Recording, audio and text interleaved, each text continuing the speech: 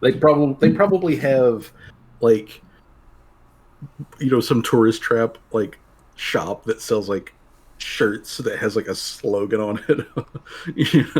That's just like I'm one of a pair. I'm a one of a pair of nutzos or something like that. Um, I'll show you my nutzos if you show me yours. Oh boy. Anyways, yeah, I am the Reds. Are you guys the Reds? I'm Reds. Reds I'll ever be. Okay, let me get back over to the correct map where all of the people currently are at. I got it. Come Alrighty. Okay, everything is dead except for you guys. Excellent. Cool. As the way it should be. Alrighty. So, if we are otherwise ready to go, let me give us a quick rundown of previous session. So, basically, in the last session, the party finished up Aj's processing. And this meant wandering around the labyrinthian beltways and open like lava vents and everything that make up this processing area where Aj has things going through assumedly short range like teleportation circles to move goods around, and they get sorted by various pistons and of course like the robots who were patrolling. A lot of those pistons got absolutely beaten the crap out of because that was the best way that you guys could figure to like deal with them, was to just have Mr. Servos like roll up next to the thing and just beat on it until it was too broken to accidentally push you guys into the lava. Yep. But you went around the very, very long way to only find out that yes, in fact, Aj's like location or like her command center, office, whatever you want to call it, actual inner layer, was like literally like 20 feet from where you were standing when you started.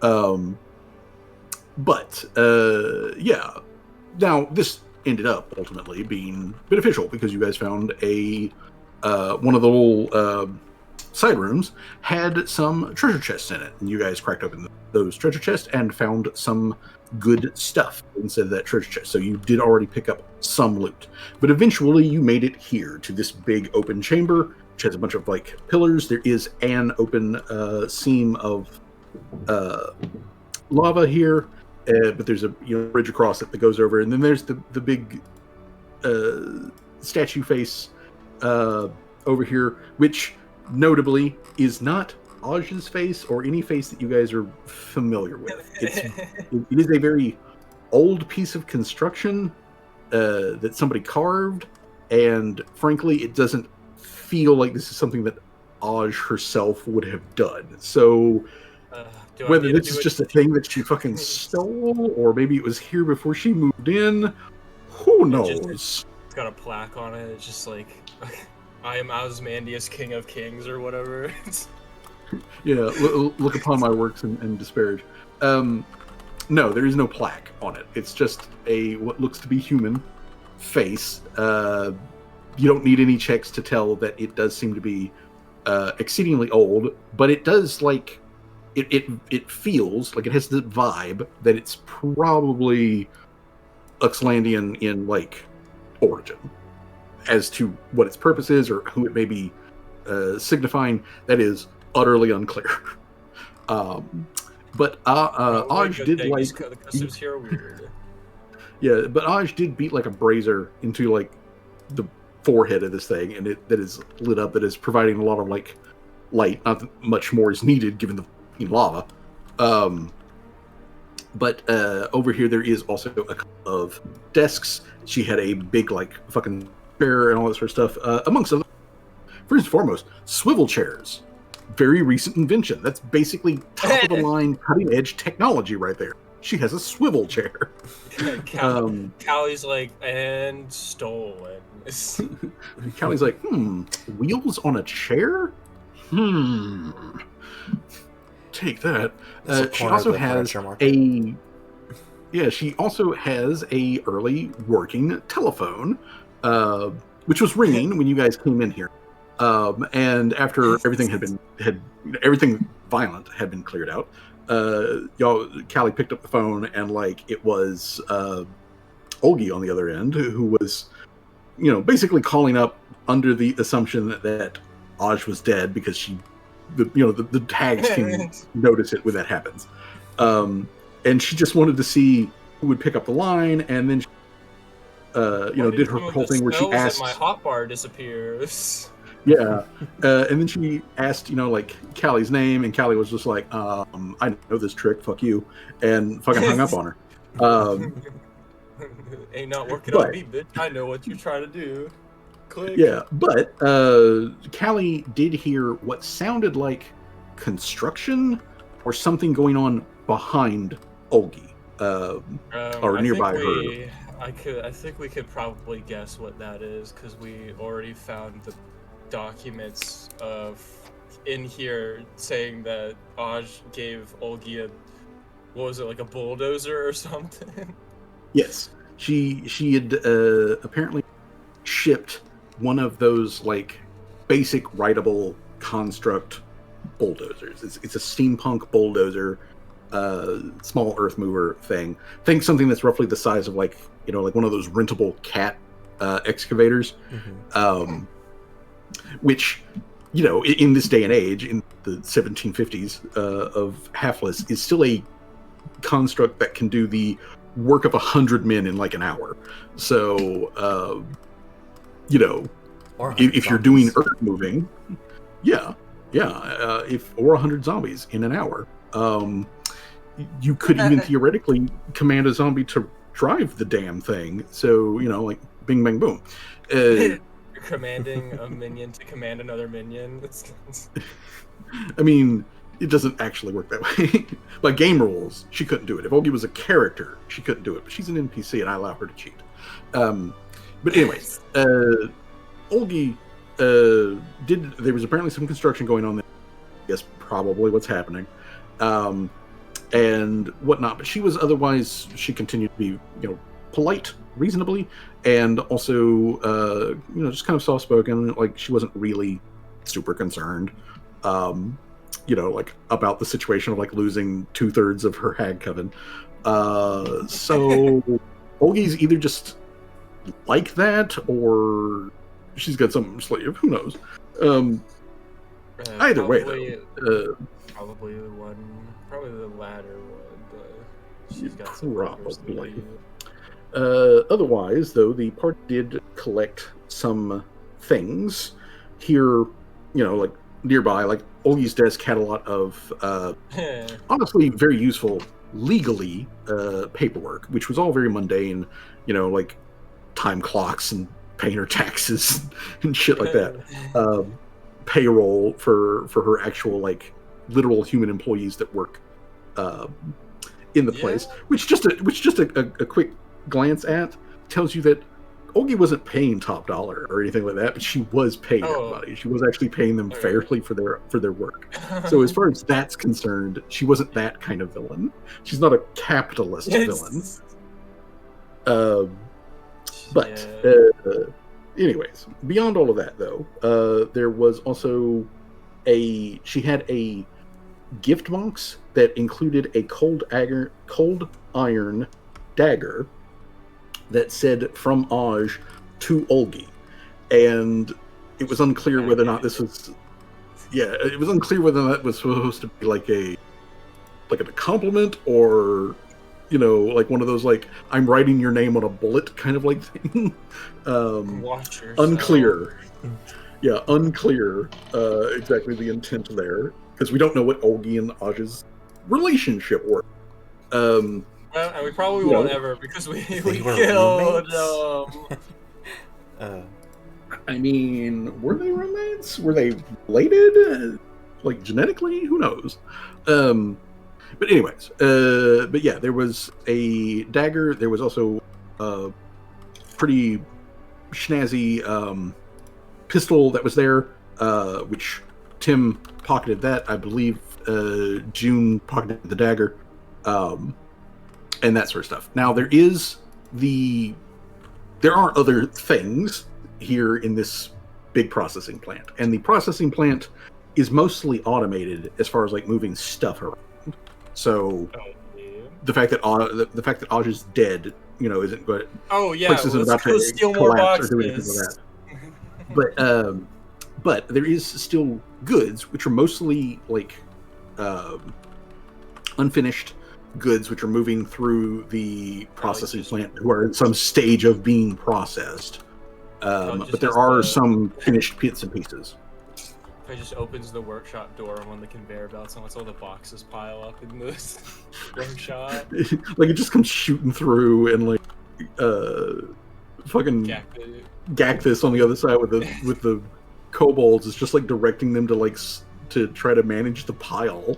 And it just comes flying through the door.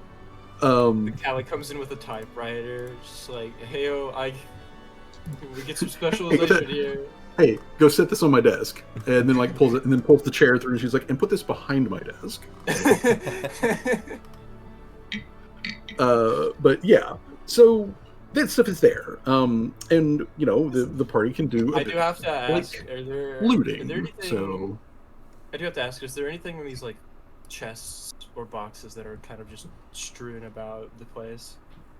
Unless these are columns. I think these are columns, but there are boxes. Those are columns. The chests, which are spread about the place, do actually have like loot in them. So if you would like to make a perception check, that would be where we'll start off as. So, Callie, give me move your icon over to whichever chest you want to start with first, and give me a perception check.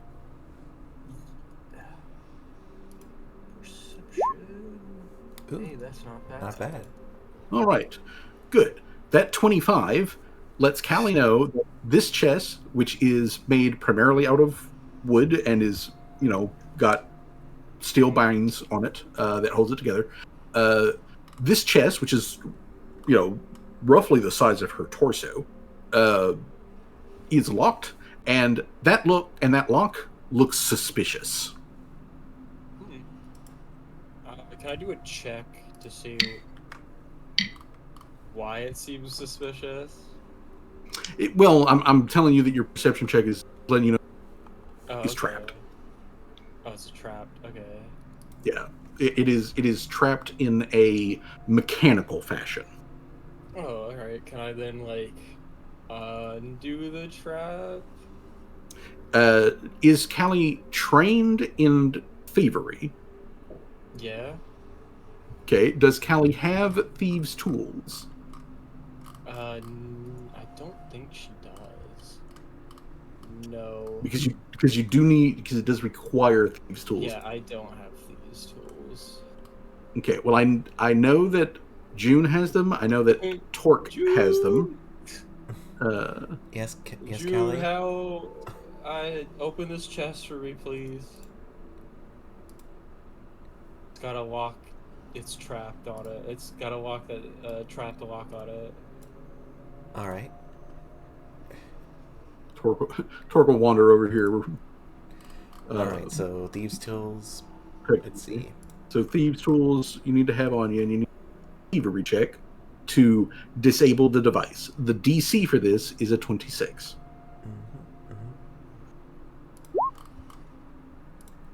And thievery Bing, bing, check. boom. Thieves' tools. Oh, shit. That is not good enough, but it's not bad enough either to trigger the trap. So at least there's that. All right. Just oh fuck, damn it. So can I reattempt it or? Yes, you may reattempt. As a matter of fact, oops, there we go. Mm-hmm. That is a pass. Okay, so you disable the trap, which doesn't unlock the thing. I want to be clear there. That's a separate check. Mm-hmm. But it does disable the trap, and June, being the expert,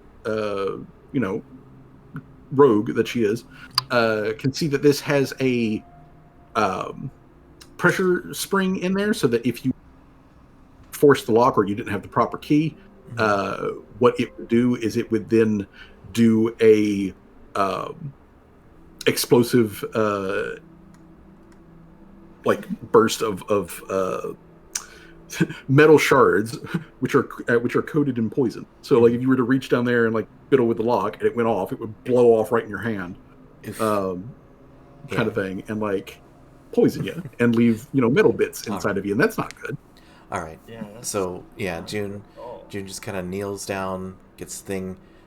You hear like a click, and she goes like, "Oh shit, fuck!" And like you see her like kind of like like whenever you're like pinning something down like with like one hand, like trying to fiddle with the other. Like after a bit of fidangling, she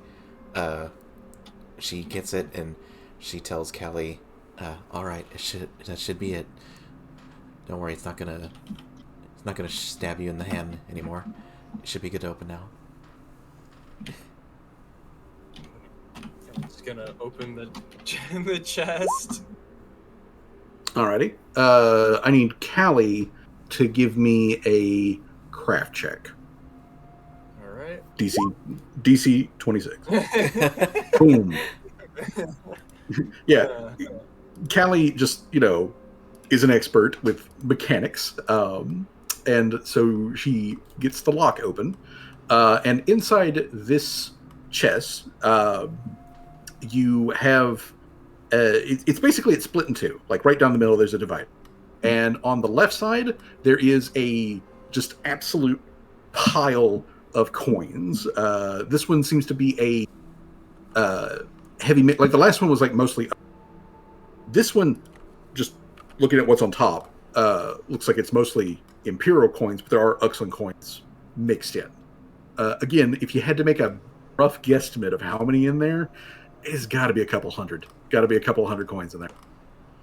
Alright, guess we'll move that through the workshop door as well. On the other side of the divide, inside of the same chest, there are a couple of items in here. One of them is a face mask that is very simple. Like it's like think Zorro, where it's mostly like a cloth thing that like ties over the top half of your face and has little eye holes. So like there's that in there. There is a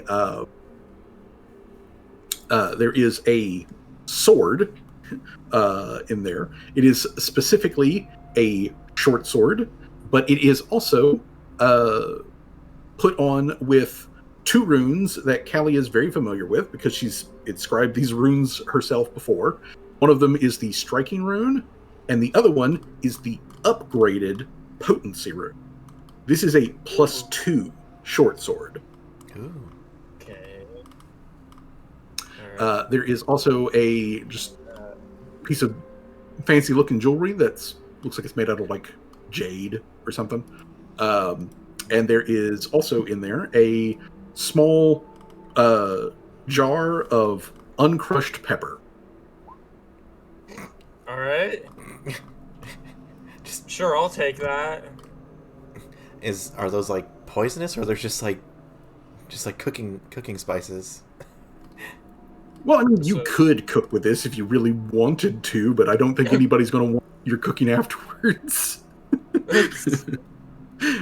Like when one of you like cracks open the screw top for the vial, like you get it less than a quarter of a single turn, and like the pepper smell hits you like really hard to the point like you can't smell anything other than pepper. I know that. And if anybody wants to make a crafting check, they can.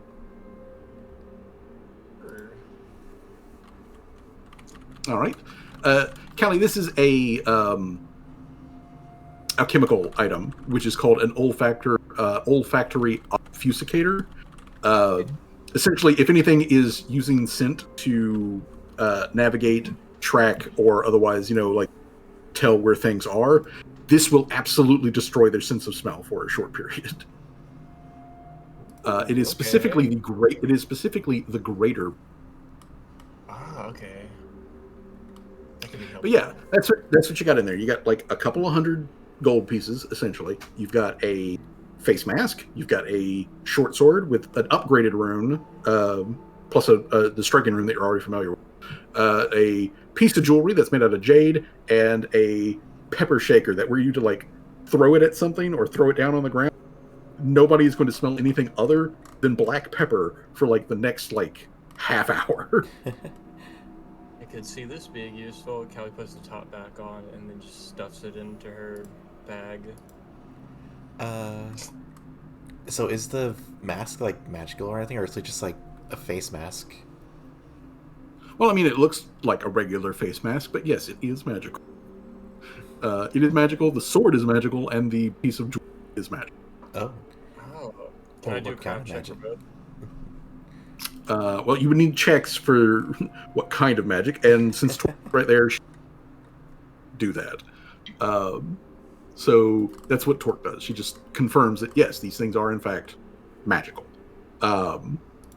Let's see here. I do need a craft check to determine what these items are. So make a craft check. Let me know which item you want to specifically check. Another I guess 41. I'll do the Or actually, no, not craft. Arcana. Make an Arcana check. Okay. I'll do you're good. You're very good on. I'll do the jade necklace first. Okay, the jade necklace. All right, the jade necklace, which isn't really a necklace, it is like a little talisman tie to something, which you guys have been finding several of these recently, because you also found that coin. It was in the other treasure. This particular piece of jade is shaped vaguely like a person, or maybe a spider, or maybe a bug. It's kind of hard to tell. But when you have this particular bauble, this talisman, affixed to specifically a melee, then when you trigger it, it causes everybody to look at you. It draws the attention of all of your foes, and until the start of your next turn, those enemies that are within reach of the weapon are considered to be off guard.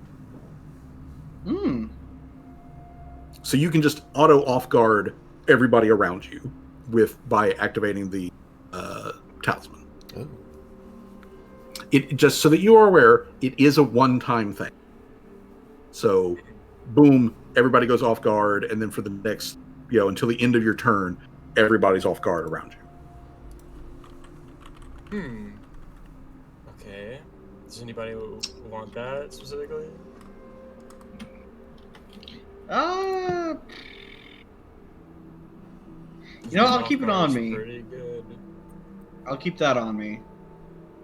Okay, well, yeah, that's probably a good thing, yeah. Then do I need to do another Arcana check for the mask? Yes, you will need another one for the mask. Or a 2.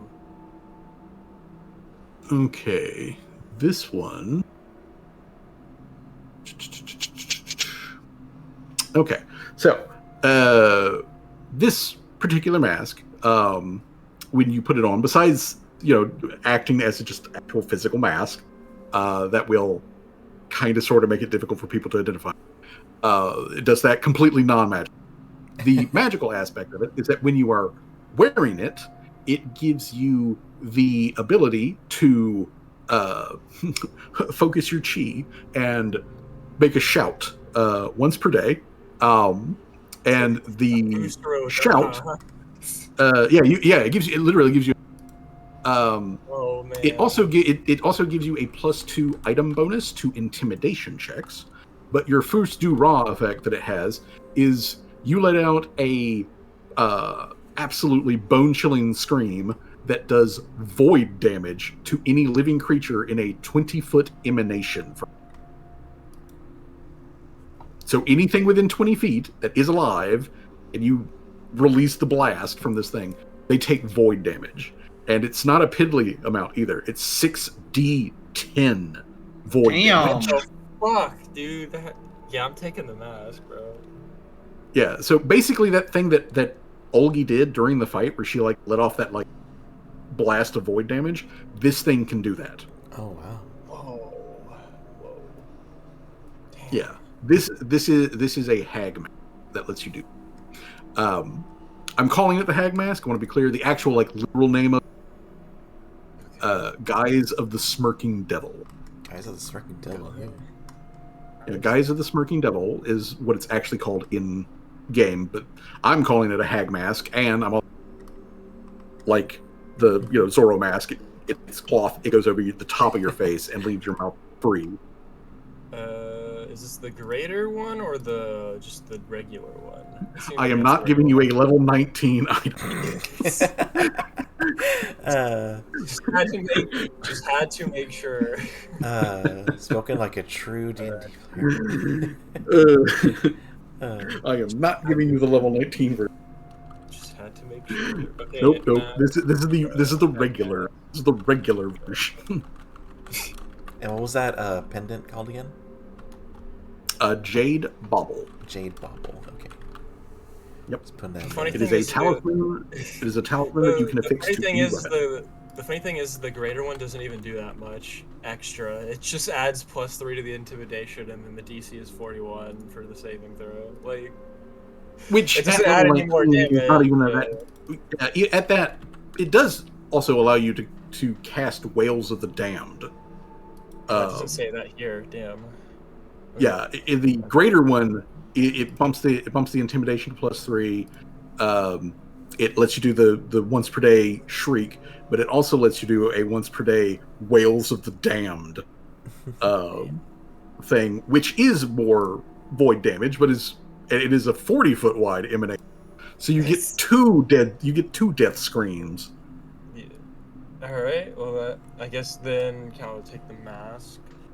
I would also think it would be worth that very specifically. This is an emanation. That means it travels in every single direction, and it does not give a shit about walls. So if you unleash this, any living creature, including your allies, that gets there is no friend or foe. There is no friend. Well, Callie's always going off on her own. It's fine. I mean, it probably is a good idea to give it to Callie. Mr. Service has got like a 40 fucking run speed or whatever. Like, Callie could get. What was the emanation again? It was like 20 feet emanation, right? 20 feet, yeah. 20 feet. Okay, yeah, I could get far away. Okay, yeah, I probably should have it then because I could get far away enough from everybody to use. Yeah. Although I would suggest to you that you make sure that Dr. Trimmers has some sort of like thing to protect himself against it, because while Mr. Servos completely unaffected, Dr. Trimmers is a living creature. And 6d10 void damage might just absolutely destroy him. It probably would kill him instantly, honestly. Yeah, so you might want to be careful. Yeah, but I don't know. I feel like this would be fucking like dangerous, no matter who has it. Like. Okay, so. Yeah, push the coinage through the door. Getting that point blank blast. That would be kind of funny. I imagine it's like getting hit by a nuke. All of his atoms just get vaporized immediately. The fucking pump baby. Yeah. All right, yeah. all right. Just so that you guys are aware, that loot, essentially, that loot grab envelops like all of these chests right here. Okay. Yeah, it technically involves all of these. You're not going. The Okay, other one is the one that's that's over here in the corner. that's what I was gonna ask, is if that was just one chest or all of them. I'll move over Yeah. to it. I mean, physically, yeah, it's just one chest, but I'm counting that pile all as like one thing. Callie will probably want to check for traps again. Yeah. I'll. Yeah. Callie is not paranoid for no reason. Okay, so give me a perception check. Okay, perception. 31. That is good. This one is untrapped. Oh, okay. Untrapped. So now I'll need the craft check for crack it open. Sorry. Bing bang boom. I keep All right. rolling 19s. What the fuck, man? Hey, 41, 41, don't knock it. Don't knock it. I'm not now. knocking it. I find it weird. It's like. But yeah, okay. So in this one, and I will say that Torque also wanders over here with Callie so that she can again provide, is this magical, kind of stuff. This one, first of all, as Callie is like taking it apart or opening this up, she can see that the lock is like, if you open this lock, it actually unlocks 2 locks. And following the mechanical trail down, this chest has a false bottom. Oh. And in that false bottom are gold bars. Oh, damn. There are 5 solid gold bars in the bottom of this chest, in the false bottom. Oh, nice. We'd be melting those down and minting those later. 5 gold. Is somebody keeping track of all these items by the way, just in case? Well, the magical stuff was put down in the loot and magic thing, so you might want to make note of the fact that you own the olfactory thing. The olfactory, the greater. The olfactory thing. You got 5 gold bars, and then you have a quote unquote couple hundred more gold that needs to be counted.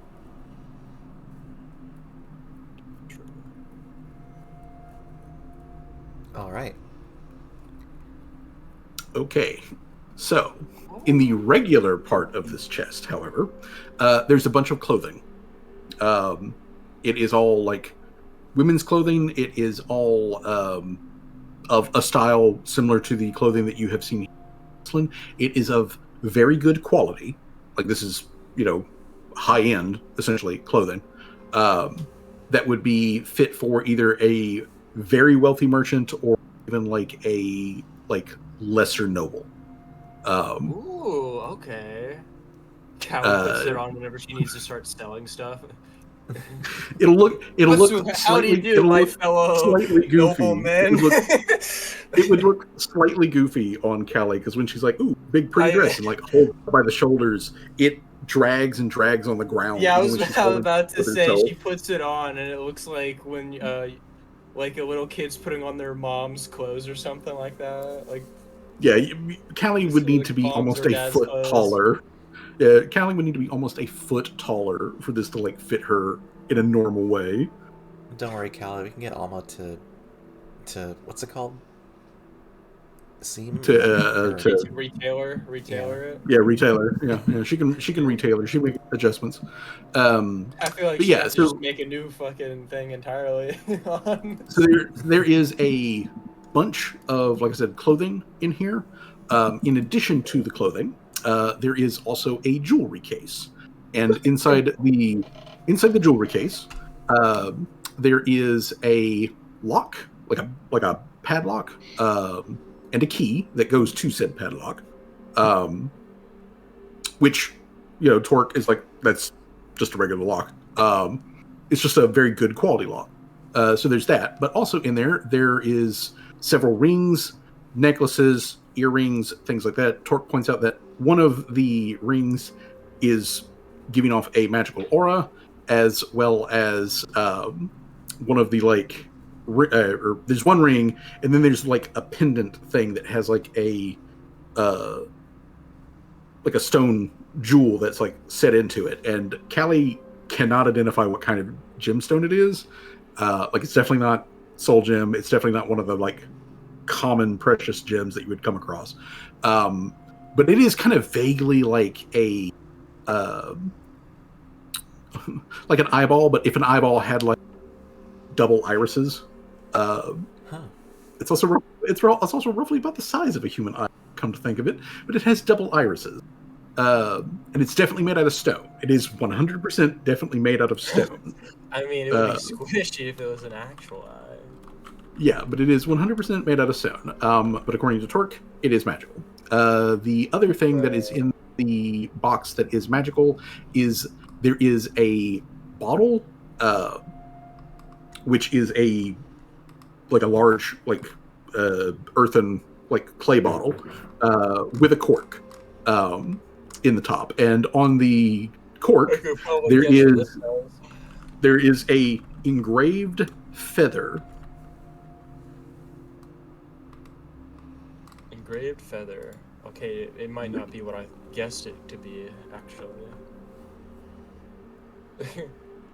But yeah, you got 3 magical items in there. You got a ring, you got a bottle, and then you got a pendant with a gem that looks kind of freaky like an eye. Alright, I want to do checks on all these items. I always, you always just want to do that. Okay, what you starting with? The eye ball in it because it's interesting. Do I have to do an arcana for that one? Yes, please. Okay. All right. Make sure I'm fucking spelling it correctly.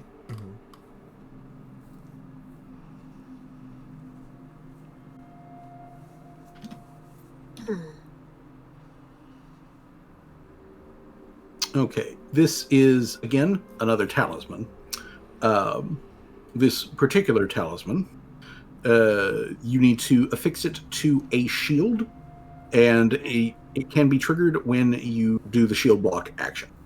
But when you do the shield block action, and somebody hits your shield while you've got this thing activated, that person will become slowed as they begin to partially petrify. Oh, damn. The effect does not 100% petrify someone, but it will slowly cause them to turn to stone over the course of 30 seconds, and then for the next 30 seconds, they will slowly return back to. So for 1 minute, they are slowed 1. That's actually pretty fucking good. That's pretty good. I guess Callie would just be like, Rusi, come over here. I just notion her brother to get over here. What you got? What'd you find? This weird eyeball pennant thing, but apparently it affixes to a shield or something like that. If you activate it while it's attached to your shield and somebody hits it, they'll turn into they'll slightly petrify. You mean turn to rocks? Yes. Huh. Neat. I just tie it on? Yeah. Huh. Neat. He just attaches it to his arm. His fucking robe. Yeah, he just folds out his shield and looks at the back of the shield and he's like, I'll just tie it on those bolts. Yeah. And he shakes his shield back and forth and there's a little rattle, clack clack, as it beats up against the back of it. He's like, yeah, that's on there. And then hits the button on his arm to close it. He's like, yeah, cool, awesome. Looks like he has an eyeball embedded in his arm or something. Yeah, there's a slight shift. There's a slight shift in the size of his forearm as it shifts to accommodate the new item inside of it. Yeah, he flexes it to make sure that it's still functioning correctly, and he's like, yep, got it, cool, neat. All right, I love fucking magic like that. I'm gonna check the ring next. Is that another Arcana? Yes, please. Callie is a fucking machine. All right. And this one, again, to make sure that I'm spelling it correctly, File claims with it attack. is a... It's about time insurance does that. She didn't read all those books for nothing. Hell yeah. She probably like photographically memorized all of them too. Okay, this ring, which doesn't actually necessarily on your finger, like as Callie is like fiddling with it, she sees that it's got little that allow her to actually like spread it out. Like she could slip this on a belt. She could technically wear it like a bracelet if she chose to. Just add it to the string that's holding all the other affixed talismans. Yeah. Now this one isn't. Now this one is not a talisman. To be specific, this is a thing that provides a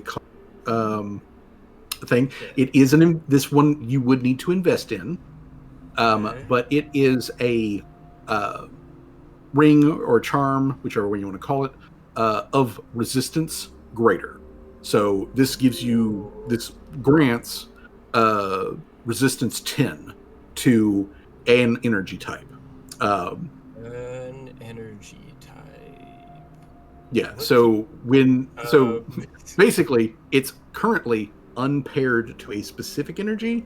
You'd have to hit it with the energy to choose which one you do. But once you do that, that's what it is permanently. So it doesn't change. Just FYI. Okay. Yeah, it doesn't change, but it's up to you on which energy you want to reduce to it in order for it to become resistant to it. Your options with that, so that you're aware, is you can have it be resistant to acid damage, cold damage, like that other charm that you guys do have. Somebody's got that. Somebody's got the 5 resistance to cold. It's me. I got the narwhal charm strapped around my neck. Kylie's wearing like 7 different charms at the moment. Callie is putting together the most like badass friendship bracelet. You can also set it to electricity damage, fire damage, or sonic damage. So you got 5 choices. I was either electricity or fire would make the most amount of sense, I think, because fire. They are super common. Yeah, fire, cold, and electricity are super common. And I feel like as well that like fire might just make sense anyway, because Callie has a tendency to blow her inventions up on purpose. But I might, because like Mr. Sherwood already has like resistance 5 because of the energy rune or whatever. Yep. I'm just thinking, it's like, would I need 10 electricity resistance for anything as of lately? I feel like fire 10 resistance might just be universally the better option, honestly. I mean, it is the most common energy damage. Fire is the most common energy damage, followed shortly by cold, and then distantly by third, and then acid, and then the rarest is the sonic. Yeah, that's what I was saying. I was not thinking sonic. Which I just also want to point out, as far as like Callie like determining which one of these items it is, she can basically do that during her daily preparations tomorrow. She can provide just a tiny shock of like, elemental damage to the thing to get it to set to which particular one she wants it to be. Or some alchemist fire on it or something. Yeah, so that is a very easy thing. Okay. Alright, Callie just slips that on. Warm up. The ring. She's currently got I think like 4 rings on, I think, at the God, I could wear I mean, it was you who did say I could wear as many as I have fingers, so I'm still got you can. More. You can. I mean, you are otherwise held to the limit of vested items you can have, but like you can have 10 of those. So, yeah. You got to keep track of that. Well, I've already gotten. One of the invested I have is at the workshop. I think at the moment the mask of knowing things, as I call it, or whatever. But I don't think I've run out quite yet. No, I haven't. All right, yeah, I'll take it. Okay. All right. Alright. And of course, once you've said it, you can also give it to somebody else. They can invest in it, and then they've got the resistance too. So that's also that is a thing that could be passed around. But Alright. yeah, then of course the last thing is the bottle. So we'll Yep. need an Arcana check for that one. Okay, hold on. I'm just making note of this. Oh my God, Chrome, why are you being so stupid? It's being so slow. Very. Hold on, it is being. Oh my God, it's like everything's in slow motion at the moment. I fucking butchered the spelling of that word. You know what? It's fine. We'll fix it later. Yeah, exactly. Fix it in post. We'll fix it in post. What do you mean the word is spelled so badly you don't know what it is? God, I legitimately hate that about modern Google documents, where they decided that for some reason it would be cool if they just stopped providing spelling suggestions, and then they give you a tooltip that's like, here, click here to learn why we're not doing that anymore. God, I hate that. I hate that so much. And anyways. When you got a moment, Okay, yeah, click on I our got it. I just realized the other ring is also the messenger ring is also invested as well.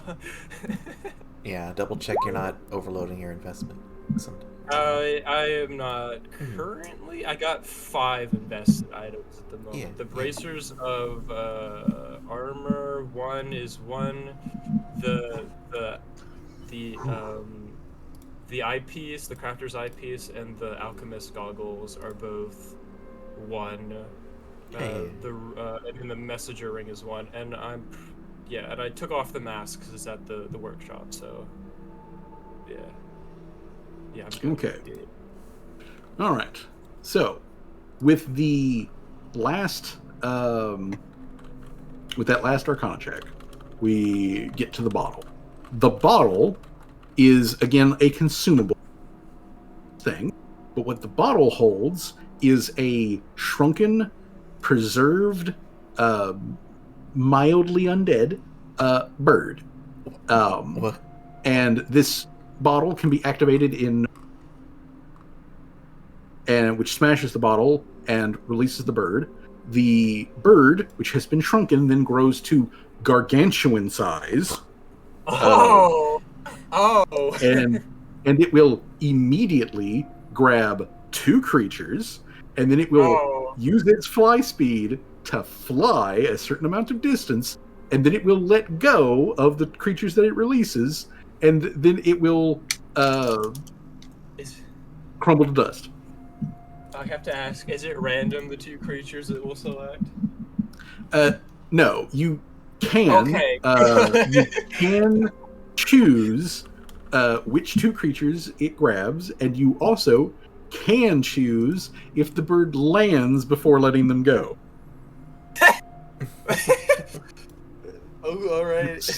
So technically, if Callie was just like, that guy over there, fuck him, and like throws down the jar, suddenly she has a 747 on the tarmac, and that 747 grabs that dude, flies straight up a certain amount of distance, turns to dust, and he just falls.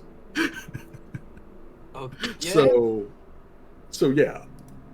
I feel like Cal. What does it matter like exactly how far away they are, as long as I can see them and point and be like that guy over there, and then I throw it at my feet? Well, they have to be within reach of the bird once it grows to gargantuan, which it has a 15. Well, yeah, I was about to say gargantuan is fucking massive. Yeah, it has a 15-foot reach. Okay, and it's gargantuan. Yeah, that would literally it's like a cargo plane.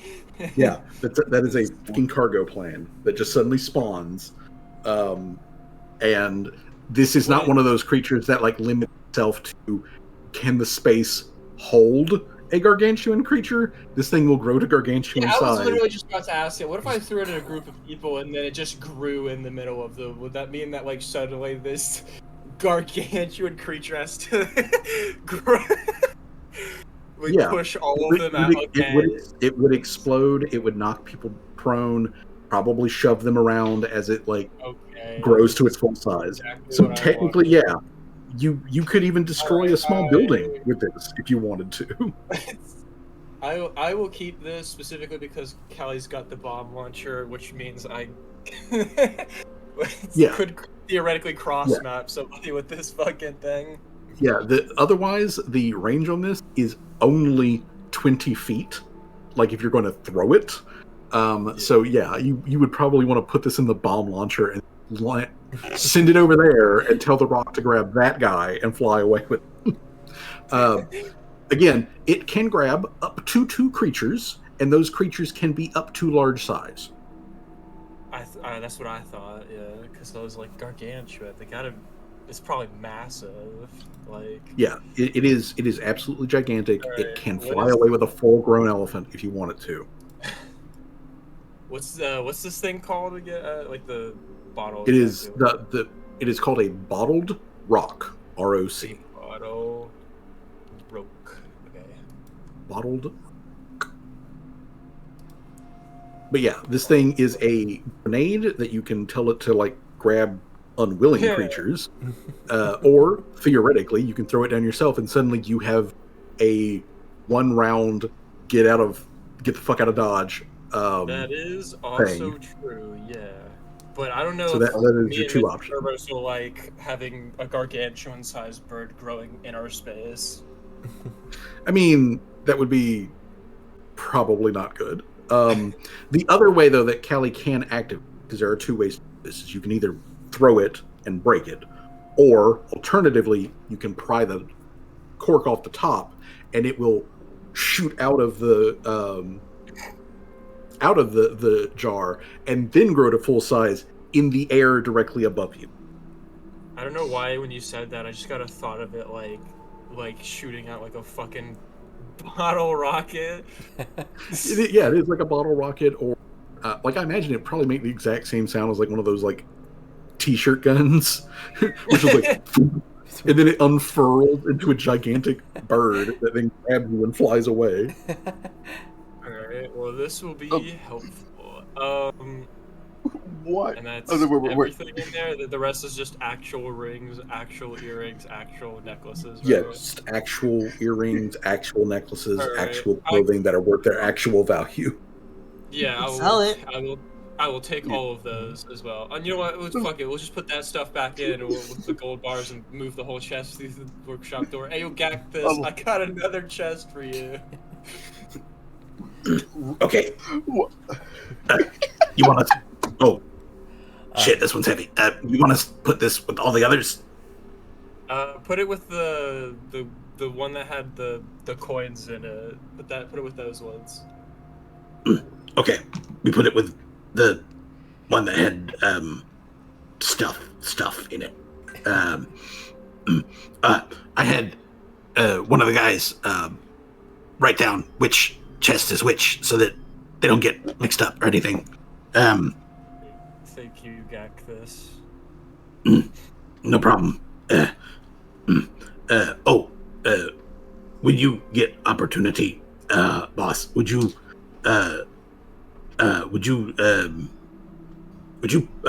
pass this to June?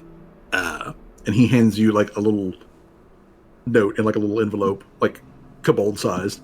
He's like, could you pass that to June?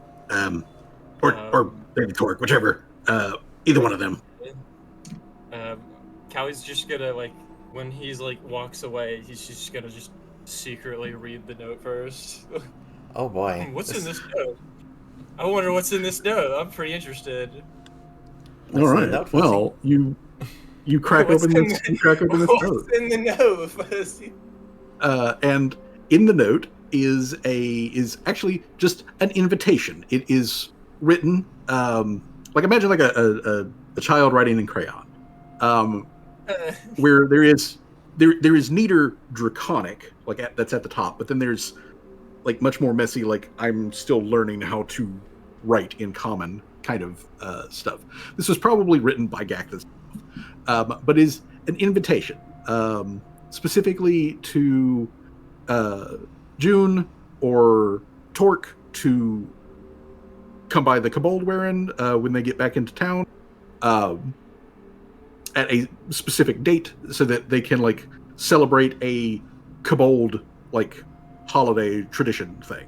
And you know, it says on there that like this is a Kobold holiday, and it's for you know, sharing community with other people, which includes non-Kobolds.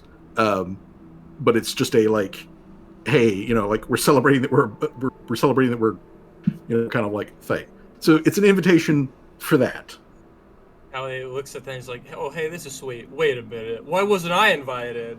And then puts the note back in, make sure it looks like it wasn't opened. I was just like, well, you know.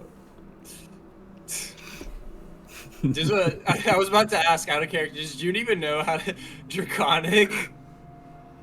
I don't know if she knows Draconic. I know Torque doesn't. But that's why Gactus is putting his education. So you're telling me Callie might have needed to translate the note for them anyway. That's why it was in Draconic and English. But yeah, who do you give the note to, by the way? Do you give it to me or do you give it to Torque? Whoever's closest, I guess. I give it to Torque. Okay. You hand it to Torque. Torque like flips it over, like sees Gactus's name on it, and then she's like, "Ooh, thanks, Callie." And then she like, you know, rotates on her heels to like look over at June, and she like holds it up between her fingers and like flaps it around, and she's like, "Hey, June, we got an invite. We're going to the barbecue." Hey yo. Hey yo. Barbecue. Barbecue. I think we have bigger things to worry about right now than parties, but like she, like, well, the date on here is not for like. Okay, Gactus's handwriting is really hard, but the date on here is like not for 2 months. It's like 2 months from now. Translate it for you. Okay, this date. Am I reading this right? Does this say March? Yeah, that looks about right. Okay, yeah, it's in a couple of months. I think this is I've heard of this. Spring holiday. You know, like they do like they cook food and everybody just gets together and, you know, celebrates. And Torque kind of like side eyes a little bit at Callie, who's standing right there, and then like she looks at June and she's like, you know, like there's singing and dancing and you know, just kind of like we're thankful we're all together, working together as a community. You know, that kind of stuff. Jamal, just like changing subject. Jamal, do you think you can sniff if there's anything buried in the dirt here? Why would there be anything buried in the dirt? Callie says. I'm like Jamal. I was like. Also, Also, Callie then is like, why'd you ask the dog to sniff out if there's anything buried as well? Because they're good at smelling things in the ground. It's not racism. It's not fantasy racism. He's actually a dog with a really good nose. Yeah, he's done that before. I was like Jamal said, Miss Callie, I did this plenty of times. What's the difference now? I won't mind. I won't mind. I would do it, Joan. What do you want me to sniff? Just if there is anything buried around here, maybe Aj. You know, as there is this like circle right here on the map. But you never know. Okay. Maybe there was like something that, you know, Aj wanted to be extra hidden, buried in like underneath some perceptions, right? Yeah. Yep, it would be perception. And this is there we go. I was just about to say this is going to be a high perception check because imprecise scent, and there's like a whole bunch of like stuff going in. Like at this point, none of the other humanoids can smell the pepper, but Jamal can still smell the pepper. That's how strong that shit is.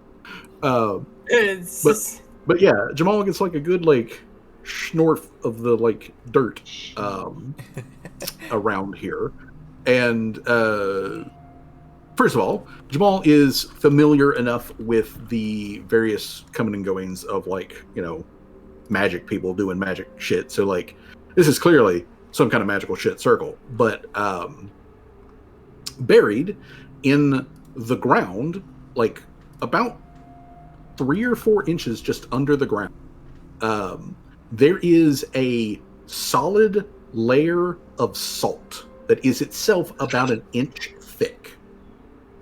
And then underneath the salt, just fucking salt. And then on the other side of that salt layer, Jamal can detect something that is very clearly metallic down there. So people want to start digging, you can, because there is something underneath this circle. I think Jamal would probably say like, besides still smelling that pepper from earlier. Look, I mean, I bet Callie's wafting that smell. She just smells like fucking pepper, but she doesn't care because I feel like Callie lost her sense of smell a long time ago. Yeah, like Callie's hands when she cracked that thing open, like her hands, as far as Jamal's concerned, still reek of pepper. Yeah, I feel like Callie lost her sense of smell a while ago. She don't care.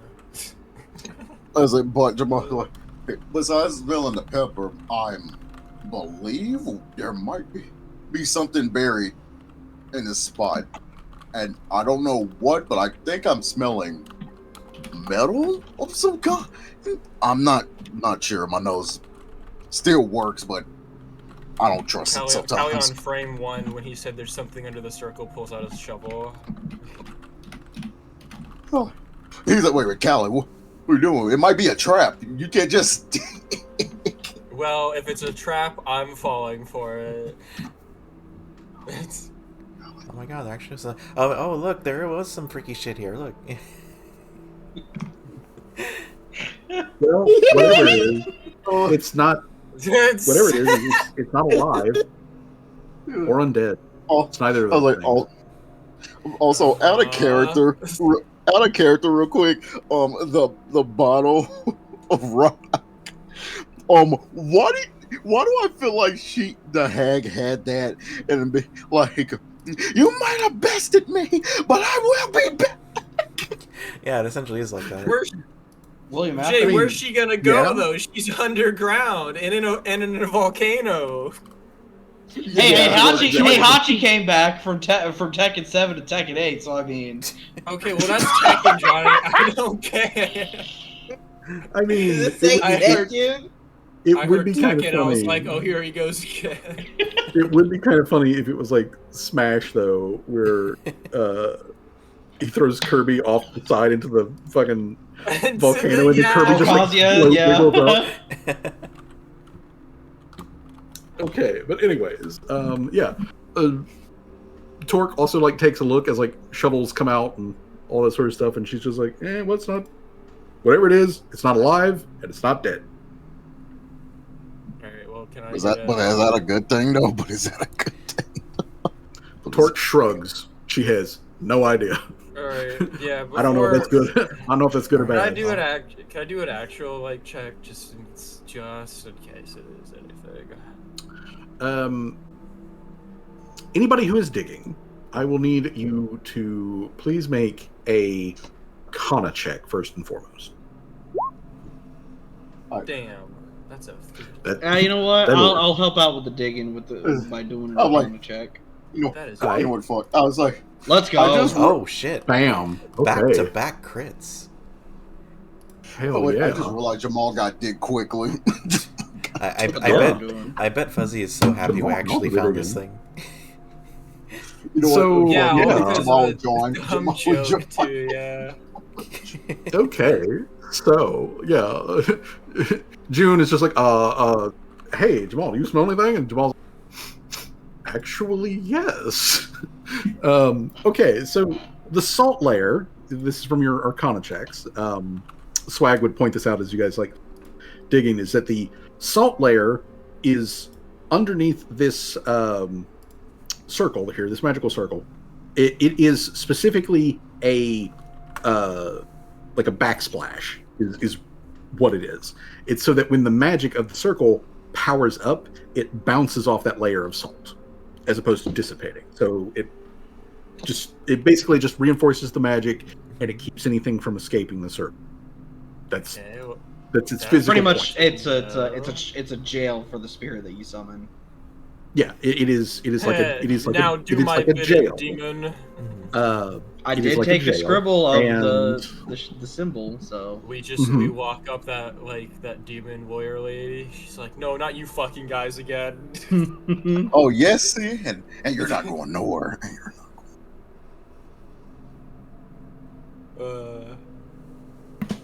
Okay, so yeah, All right. you start digging. All right, you start digging. First of all, yeah, salt backsplash. It helps trap whatever you summon inside of this thing, but it also blocks anything coming from the other side either. There is, in fact, a metal sealed coffin. sick. What the hell? That is fucking cool, dude. Like this thing is like strapped down, with metal bands. Is it In gonna a be... like this, like whatever is in here is not allowed out. I was like, can Well, Jamal he's do coming another out sniff? now. I was gonna say, He's does this look coming like the out same now. kind of sarcophagus that, not sarcophagus, coffin that, Rusi was in? No, not really. I mean, like there's definitely some conceptual crossover. Mm-hmm. Yes, but not in this, not in the same style. This comes from a completely different culture, completely different time. Mm-hmm. But it may conceivably do sort of the same. Mm-hmm. All right. Oh. Conceivably. Right. So like, Callie wants to crack that thing but, open? Yeah. He's coming out now. Well, maybe, I don't know. I might keep him in there. I don't know. Just Well, put him back at the workshop Callie, or something like that. you guys excavate the Depends what his the coffin. is. You excavate the coffin without breaking the salt barrier. So you basically just go around the salt barrier, and then frack the coffin out. So when you guys pull this out, this thing is about 8 feet long. It is about at its widest point, it's about 3 feet wide, and it is deep enough to hold like a full-grown, like in his prime, like jacked out male orc. Like you could fit Sirhan if you wanted to. I don't like. So yeah, it's that kind of big. It is just solid blackened metal all over. No symbols, no nothing. It is just, and it is bolted closed. What do you think could be inside it?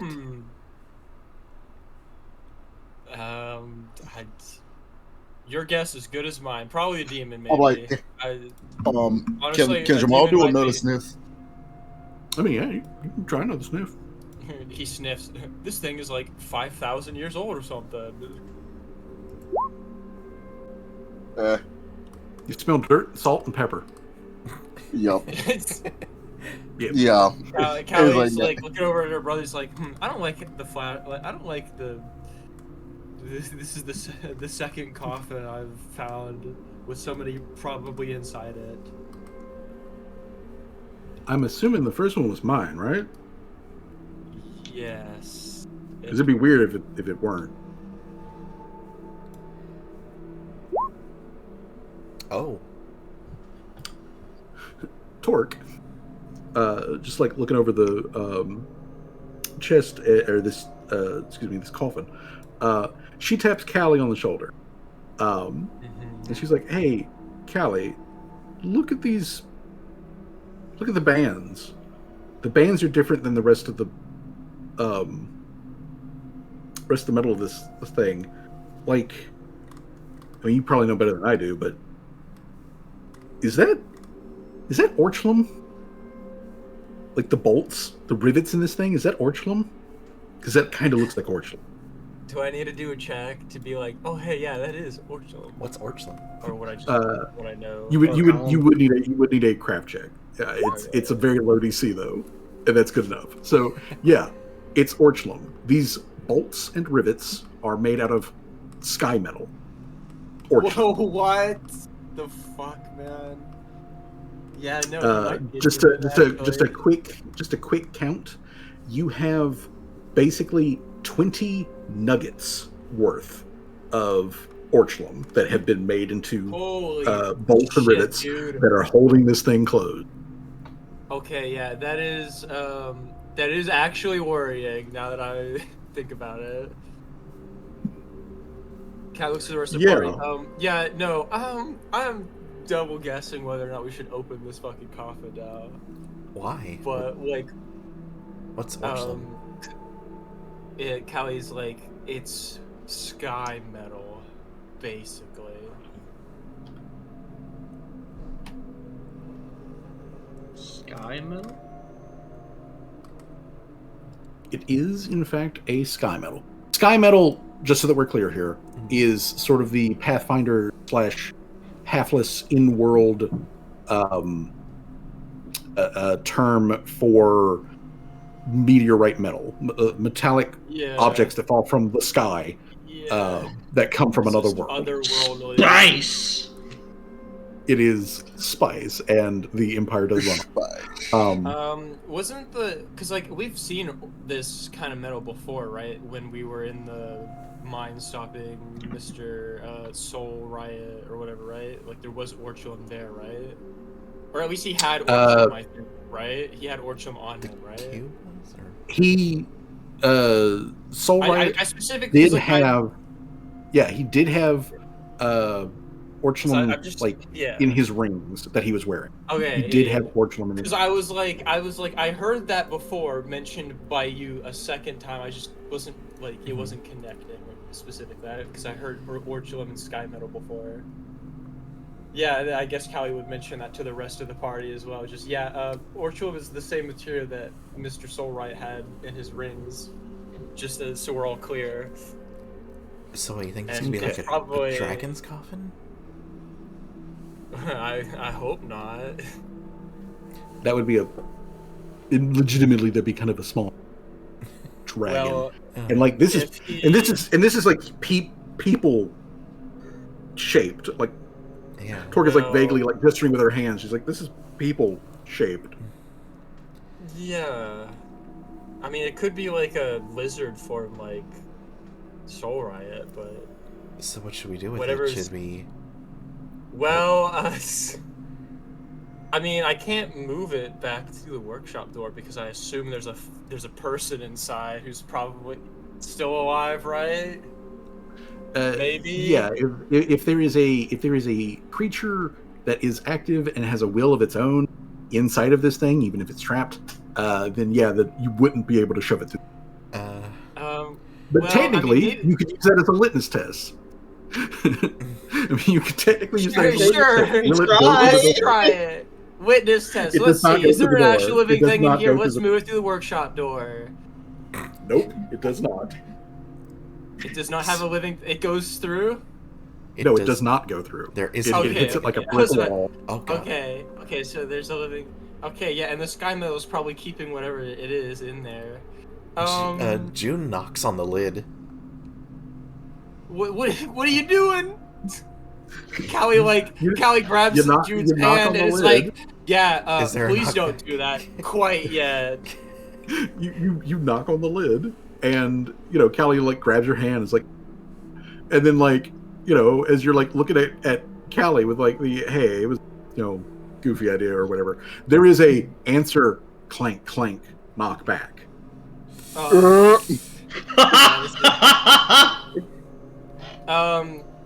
Callie then kind of like shouts, "Can you hear us 2 knocks if yes. 1 if no. One if no. One if no. Why would they? Callie looks at Seamus and is like, "Dad, this is not the time for this." Dad, we can joke later when we're not like. Gonna walk over to Seamus and just bop him. Dad, we can joke when we're not like, currently convening with like probably like, like a fucking. There is no return knocks 1 or 2 or anything else from it. Oh, damn. So whatever it is, it can't hear your voice. Okay.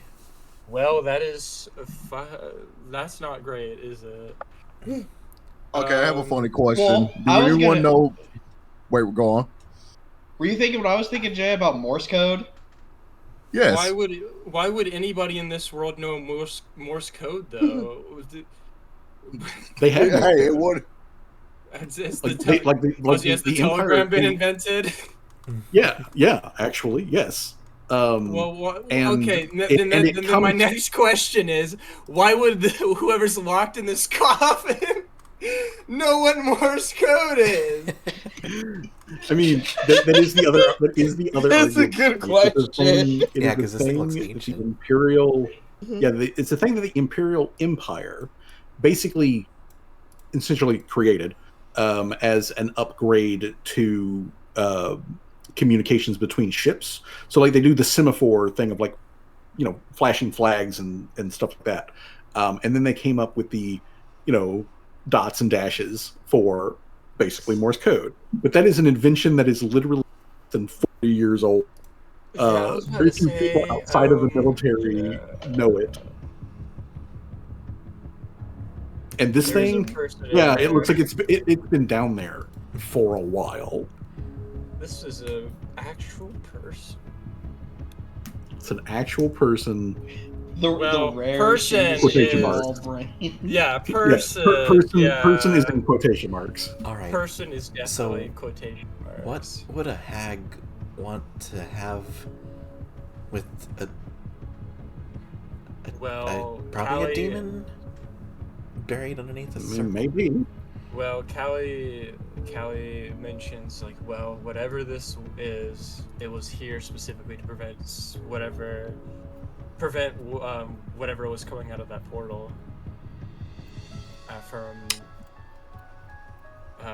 the salt layer was meant to keep them in. Yeah. To be clear, the salt layer is dual purpose, in that if something were trying to come out of the coffin, it'd have to go through the salt, which basically, as far as magic is, acts like lead. Mm-hmm. And then anything that is summoned or called through the portal would also be trapped because of the salt layer underneath it, which causes that like bounce back effect. Yeah. Do we want to open this thing or no? Well, do you think maybe they'd hate the hags too if they're trapped by them? I mean, shit, I would if I was in there's the prison. potentiality that they just kill everybody in this room, but that too. Well, we could do that. It Nothing did knock ventured, back, nothing gained. so maybe. Yeah, fuck it. Why not? And then I open it, and Pudgy's like, "All right, guys, this is the first time ever we've had a TP." It was a good run, guys. Okay. So yeah. I think this would be better as a democratic vote, honestly. I would also want to point out. I would also want to point out so that you guys, again, can put some thought to this. If Callie wanted to open this, Callie would need stuff and she would need time to open this. This isn't a like crowbar job. This isn't a like sky metal in it. This is not a like have Mr. Turbo beat on it until it just gives up. This thing is sealed. So like this thing is sealed. For everyone's awareness, the coffin, as is, has a bulk of 10. That requires a lot of us. Yeah, like it would take several characters, or a couple of characters plus Mr. Servos to move this thing any sort of appreciable distance. Mhm. And we can't put it through the workshop portal because there's a living thing. No, because there's a living thing in it. Yeah. And because there's a thing in it, it can't go through the door. All right. Well, I don't think it'd be a good idea just to leave it here. Whatever it is. Whatever it is. I don't want them to have it. You know, even if it leads to all of us dying, I don't want whatever it is. Maybe we can bring this back to Boer and the rest of their party. Maybe they might be able to determine what this is a bit better than us, and whether or not it'd be a good idea to open it or maybe keep it. Yeah. I do want to test something though. Seamus pulls out his. Why is Torque deceiving us? God damn it! You say this thing is heavy? Yes, it is very heavy. So Seamus goes down to his little handy. My passive perception is a a 26. What if I use a spell to carry it? If I use a spell to carry it, does it still count as it being heavy? Well, that depends on the spell that you're using. I was getting ready to say, I have the sigil from when we fought the moon cyclops. That's not his name, but like the cyclops that was assessed from the moon. I got a doodle of like the teleportation symbol. So like if I make like a teleporter at one spot and another one like maybe like what?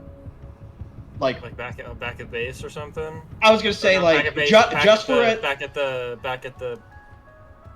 fucking flying angler. Sorry. So if I did but just to test to like see like if I'm able to at least teleport it using the teleportation circle, do one here, and then like another one like right down here or something like that. And if it works, then we can easily just do that. Yeah. Okay. First of all, to answer Larry's question, levitate is the same way that you guys moved Rusi's coffin.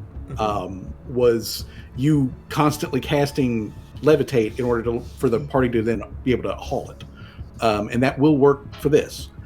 Obviously, of course, same rules apply. You would have a lot of difficulty trying to pivot this thing around a corner. And given where you're currently located at, that's going to be very difficult and involve it hovering over lava. So that would be bad. For Seamus's idea, yes, that would technically work. So doing a little experimentation, he can do that. It will take 10 minutes. Well, first of all, for Seamus to do that, it will take him 10 minutes per teleportation circle in order to open that. He will have to make a ritual check to do that for the actual teleportation, and the specific route and the specific teleportation circle that he has in his book has a maximum range of 1. So one what? That's also 1 mile. 1 mile. Okay. So that's putting one here and then putting one at your ship and making sure you're within that 1 mile radius, then bam, you could do that. So that totally does work. But also going back up to Torque's deception, when June specifically mentions like Boer by name, like she has a quick moment where she like has like she just smelled something very unpleasant kind of look on her face, but then like quickly goes back to like normal whatever kind of stuff. But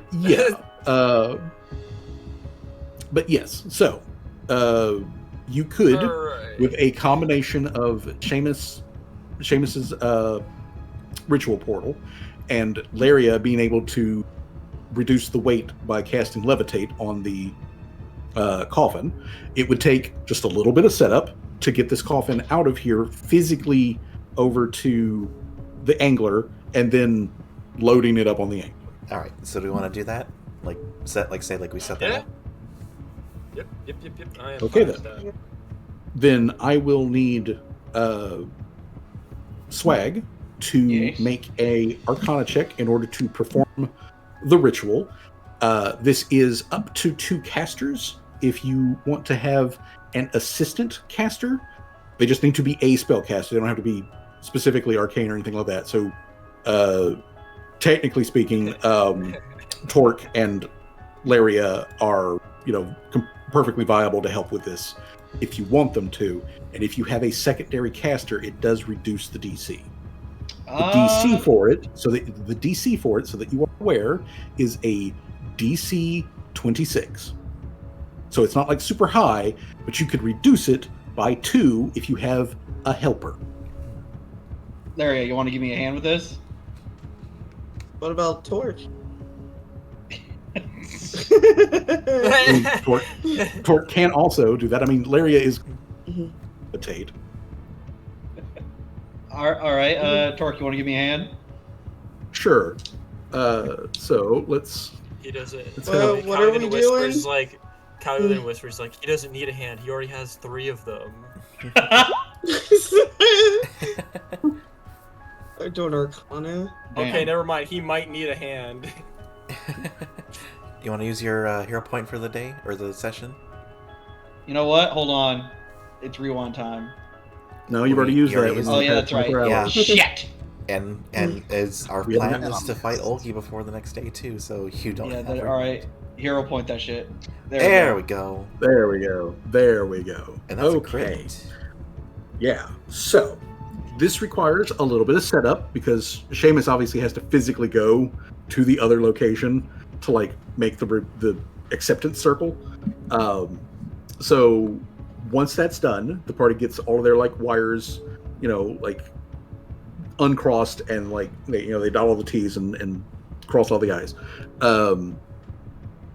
Hocus pocus, bing bang bocus. We're gonna switch maps to the overmap as the party takes the coffin over to their friggin' flying boat, and we will progress further into the evening, because that is the other thing. You guys made this assault at sundown, so by the time you have all of this set up and you get this thing loaded back onto the onto your fucking ship, it is right around 9:30, 10 p.m. Damn. And I'm gonna say that the other party, Oda, Boer, Saffron, Tommy, they show up and confirm, as you guys already were pretty aware of, that they did in fact manage to defeat the other hag, Sverga. There was apparently some they didn't come out of that completely unscathed. Tommy has a really, really bad burn across his whole torso that has clearly seen healing magic happen to it, and he's moving a little tenderly, but he'll be fine. But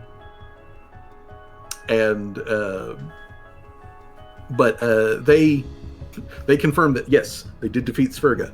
Awesome, cool. You guys defeated your hag. Now we have to deal with the big bad hag. Yes, Aj. So now we need to figure out a plan on exactly how we're going to deal with the big hag, Olgi. So, also, is that a metal shod coffin? Shod? Where did that come from? Shod coffin? Shod coffin. What Oda says metal shod coffin. Oh, metal shod yeah. Like shoddy, fake, No, it's clad in. Oh, it's okay. made out of. Yeah, that form of shod. Yeah, we found this underneath Aj's in Aj's room. We found in her. There was this circle of salt, and underneath that was just this layer salt, and underneath that was this thing. And there's something alive in it.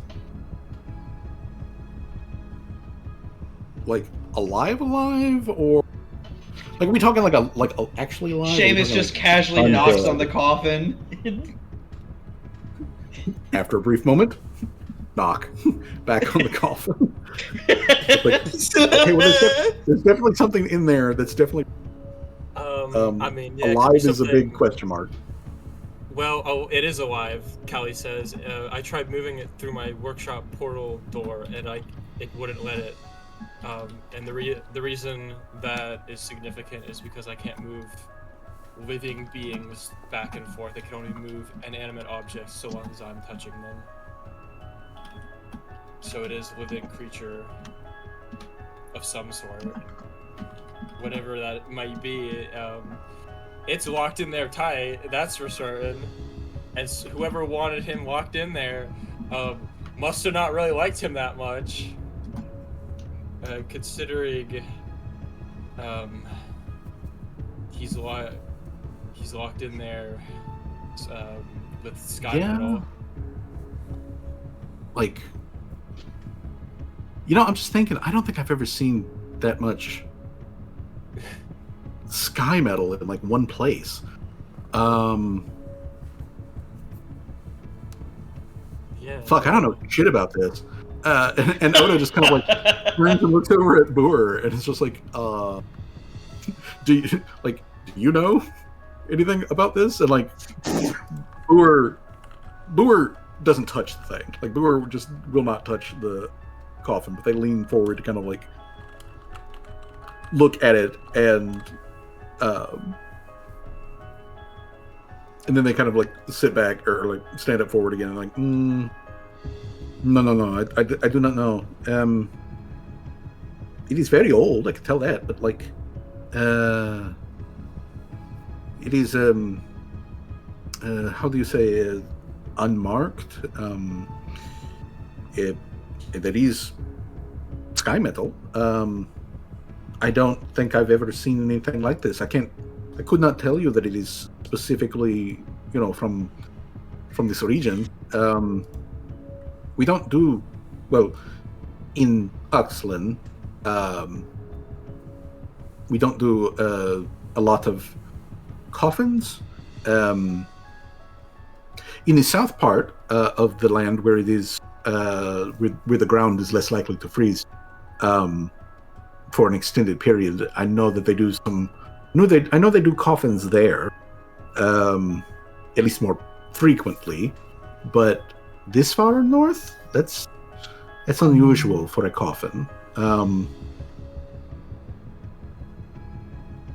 The only thing I can think of, off the top of my, which that somebody here would want to put someone in a coffin, and then also seal it shut, would be one of forbidden forms of immortality.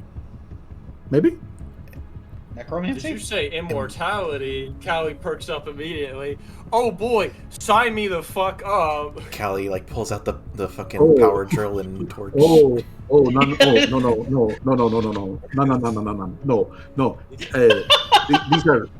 This is forbidden kind of.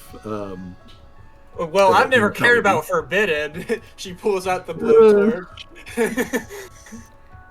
This is okay. I do not mean this. I do not mean this personally, but you Imperials and your like thirst for immortality. It is very strange.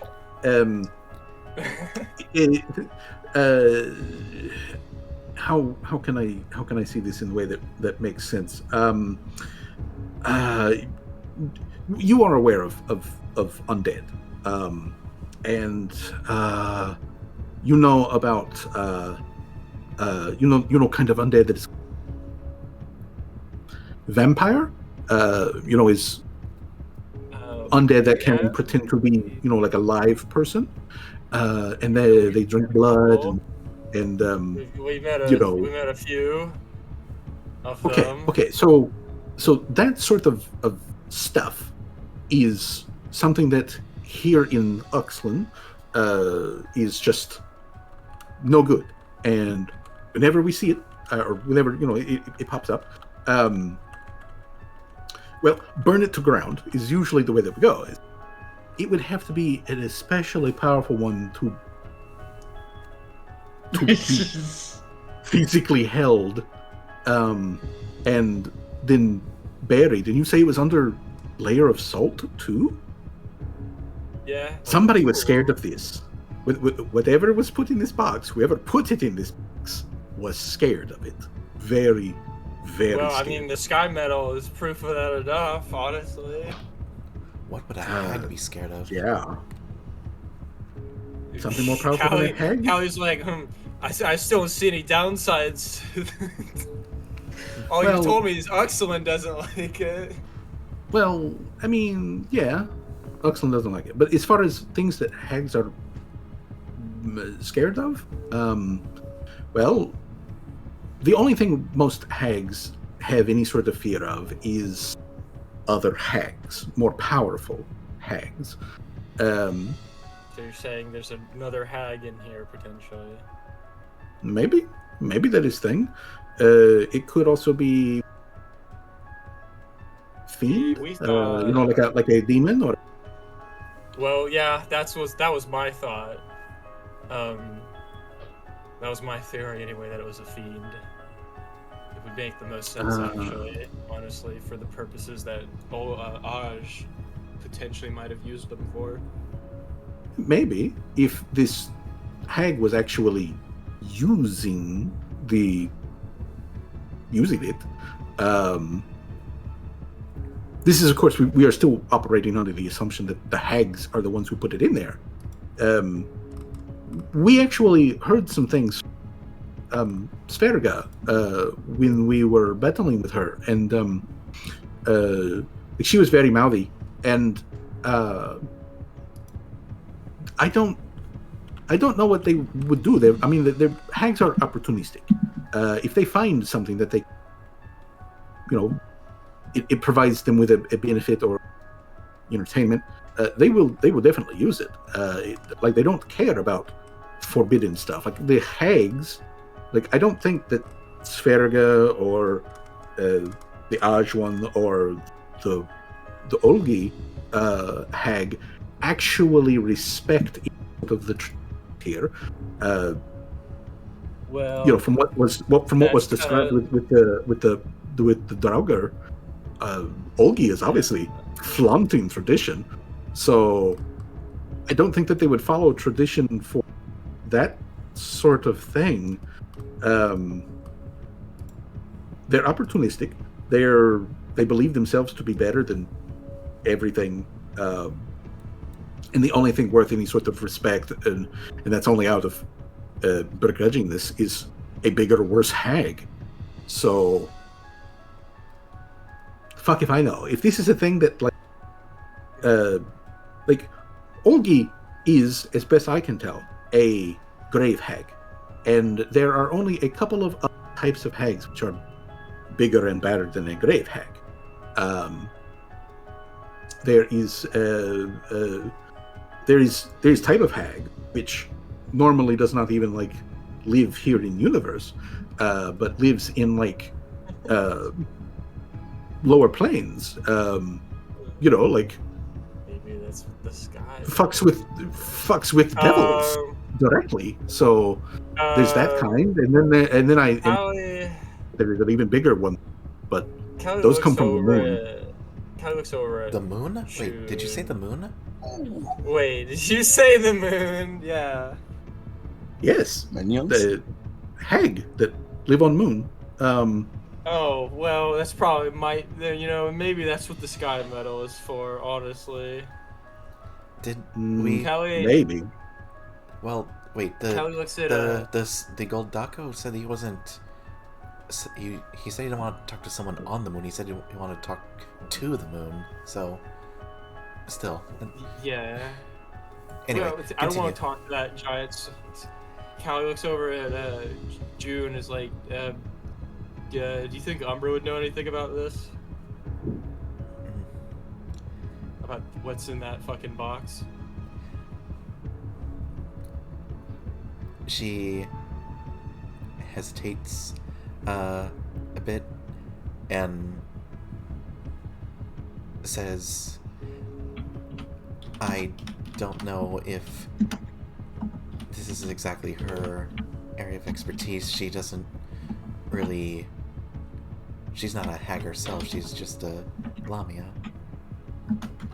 Yeah, that is true, but at the same time, she also still knew a lot about the Cyclops even before we even knew what was, even before we knew what we were dealing with. Giving her insight on stuff isn't necessarily... Getting her input on stuff isn't necessarily a bad thing. Callie's still got the blowtorch and like the fucking mat. Like she's about to. Because if she don't tell me anything, I'm opening this box. Damned if the universe punishes me for it. June raises a hand up and like for like Callie to like wait a second, and says, "All right, just give me a second." And begrudgingly, she pulls on that string connecting her mind to Umber. All right. That was a conveniently timed. That was a conveniently timed. Yeah, that's what Umber heard. Yeah, so like you open up the connection in your mind to the latent magic that Umber has embedded there that allows this cross-world mental communication with apparently zero lag. But there is like just the briefest moment where like June is sort of concentrating on it and like nothing's happening. But then you feel the other side of that connection like come to life as Umber basically answers the call.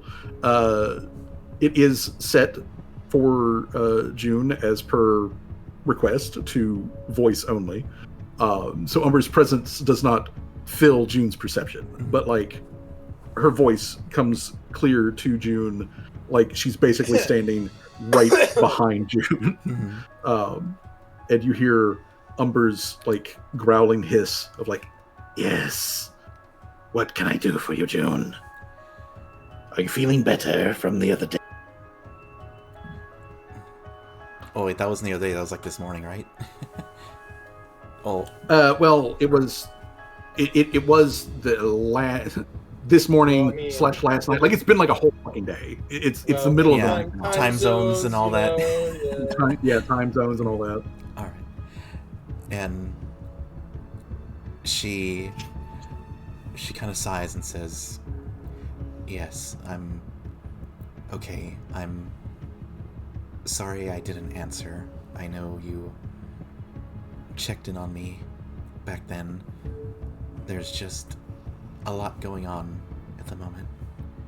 I'm sorry." I understand that.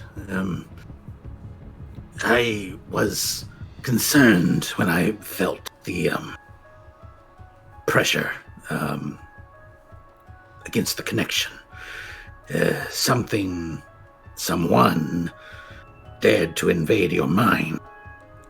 But I can feel now that at least not in distress at the very moment. You have some elevated emotions. Otherwise, you seem normal, fine. But since you are answering the call at this point, what can I do for you, June? Well, where to begin? And she kind of briefly summarizes that she was attacked by the Hag Coven. That's what the thing was. They worked together with another group of Pathfinders to basically, pincer them and, give them, like, less of an opportunity to, realize and, come to the other's aid, that they did kill 2 of them so far, and that currently, after they killed Aj, they found this black coffin made of sky metal buried underneath a layer of salt, and that there is something alive in there, possibly an immortal of some sort. And that if there is anything, she knows what this could be. You okay? Oh, fuck, dude. No, it hurts. A coffin, it hurts.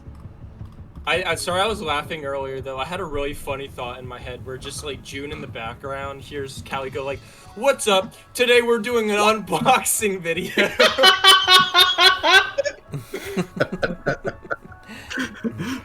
that would be funny. But yeah, Umber, like takes all this in. She does ask a couple of, small clarifying questions to get the gist of what's going on. And June is like talking out loud, is like, so she's not just like standing still, like kind of like eyes closed, like she. Okay. She's kind of like pacing back and forth, like she's on the phone, standing there, not saying anything. And nobody else can hear the other half the conversation. Callie told you, it's like, don't forget the other part where it was like buried underneath like a fucking sigil and whatnot that probably summons demons or whatever. And that it's probably a fiend in there. A sealed casket underneath a layer of salt. Well, really, June, you're dealing with either something that is a fey creature, so it's probably from the first world. Do not confuse that with the legends about pixies and fairies and shit. Those things will rip you apart if you get half the chance. Or, alternatively, you're dealing with something from the outer planes. It could be part of the... I don't know if this means anything to you, but there is a thing called the Council in Black. It is a group, very loosely formed, but it is a group of things which exist on the very edge of the universe and are usually bad news. If you were to find something from that group, well, it could be essentially like the Herald. Oop, you cut out there. It would be like the Herald of the End of the World, that kind of shit. So hopefully it's not that one. The other thing, of course, that it could be is it could be some sort of fiend, a demon, a devil, something along those lines. I can think of several reasons why a hag to use one of those things, but throwing them in a jail cell like that is an sure way to get a portal opened on your ass and a whole demons coming out of it.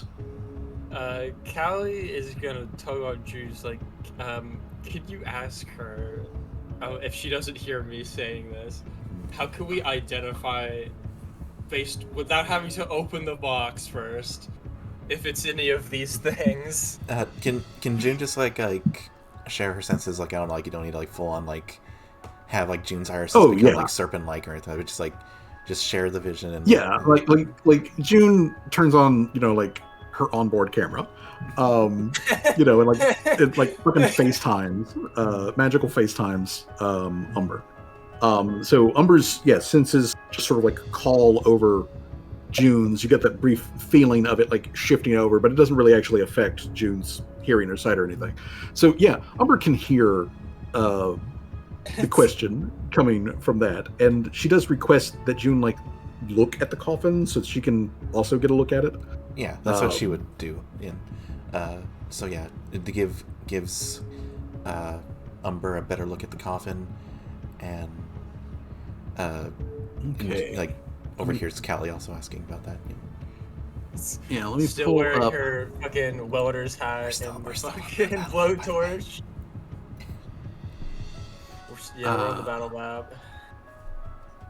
Oh, are we still on the battle map? Yeah. Yeah, we've been. Yeah. on I it pinged this you a whole bit time. ago. Hold on. Hold up. Wait a minute. Hold up. Ding dong. There we go. Okay. So, yeah. So, I'm gonna just move the Torque as party token over here to the The Blimper Dimper. The All right. So you guys are over here. Flying machine. Okay. So Umber takes a look through June's eyes, and she does direct June.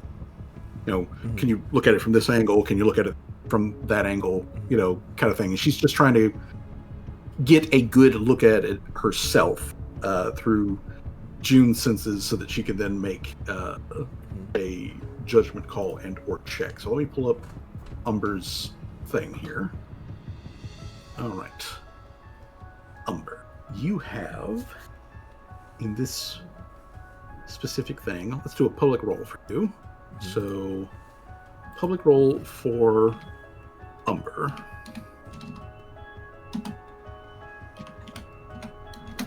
Kai's just like, it can't possibly be the harbinger of the end of the there we world. Why go. would a hag have the harbinger of the end of the world? That would be unfortunate, wouldn't it? But Umber gives it a good looky-loo.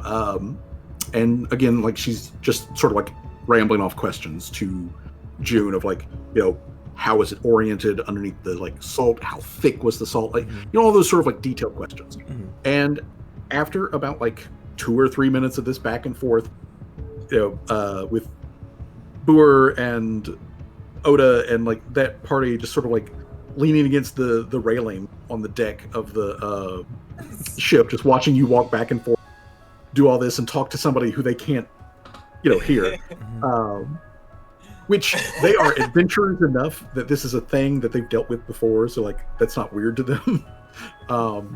But everyone doesn't need me to check for this, but you do hear Oda and Boer kind of murmur to themselves back and forth of the I said Lamia, right?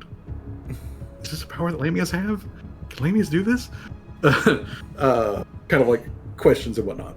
But yeah, you give that detailed look over to Umber.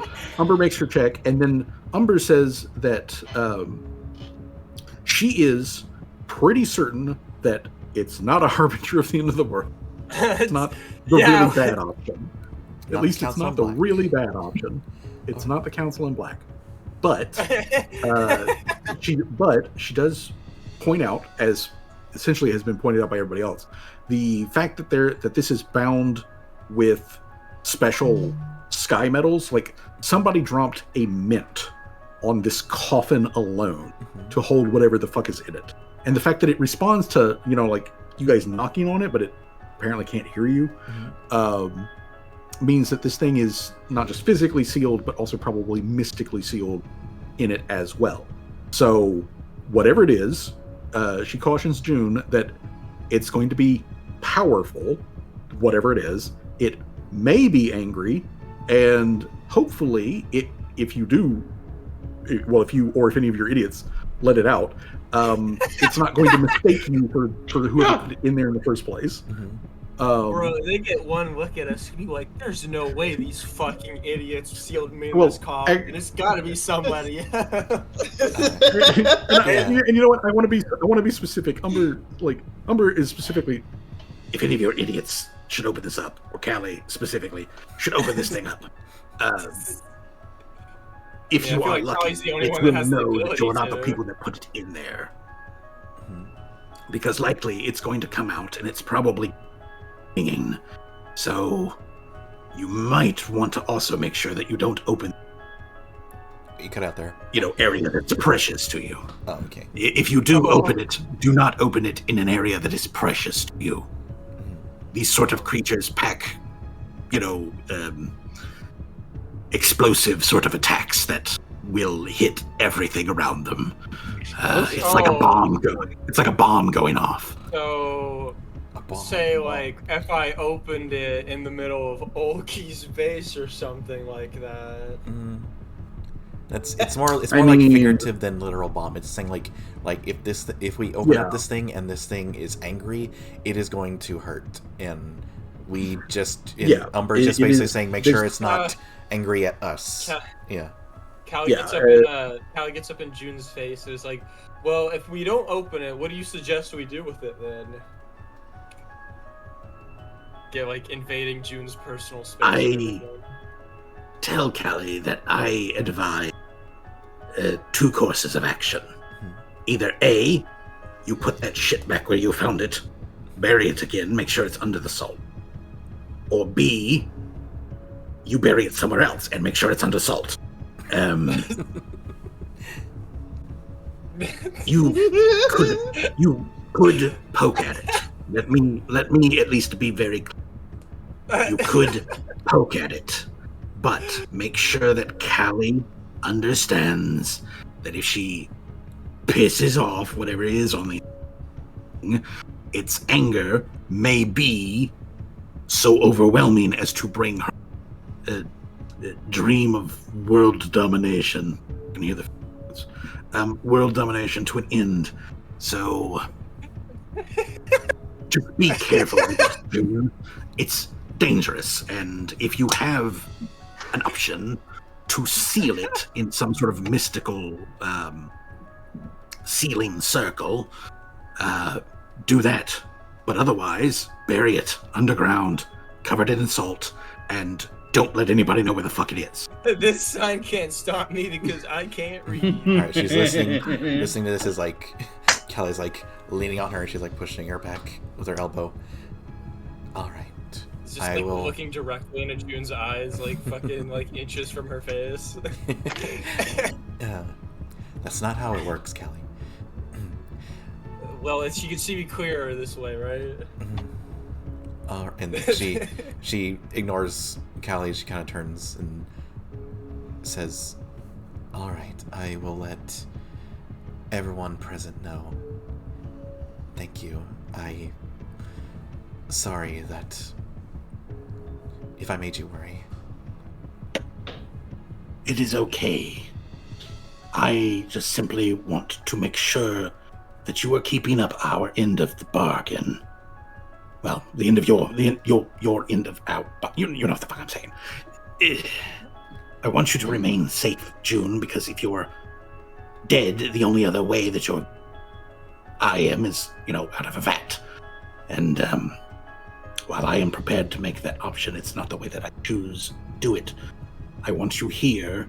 I want you whole, with all of your limbs and whatnot accompanied for. Trust me, that's not my preferred way of transportation to you either.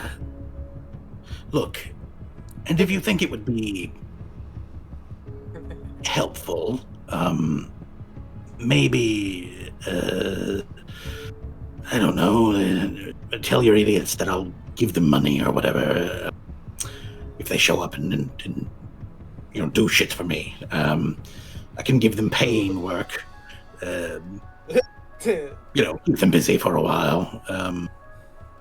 I have other work for you, but I can think of stuff for them to handle. Should take a couple of weeks, but only if you really think that will persuade them to not make choices that could endanger you unnecessarily. I know that Dromar lady, Miss Talk, she will keep you safe. I trust that. I also think that the Shuni man, what is his name, Rolf? Jorf?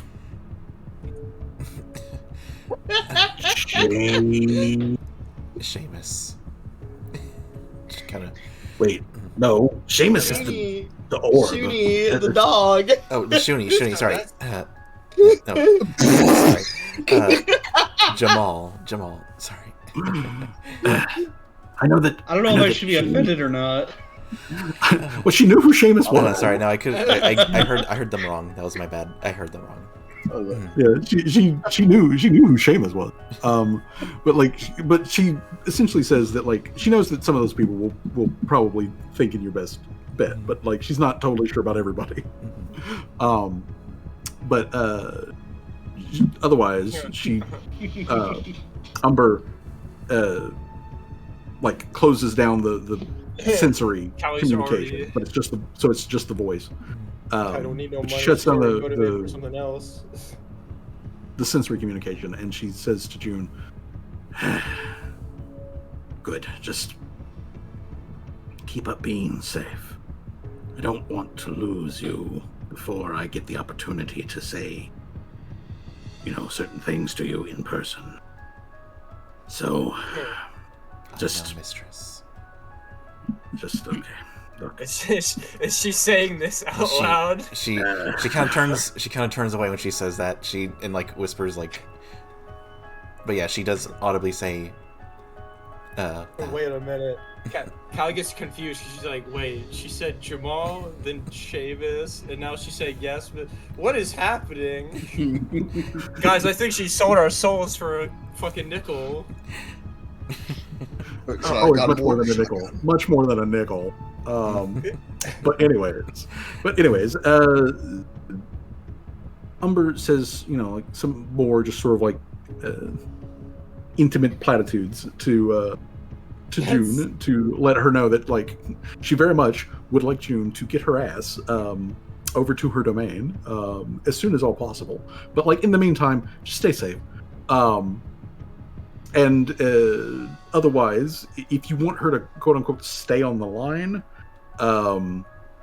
she can, and you can just call her name, and she can provide assistance if you need to.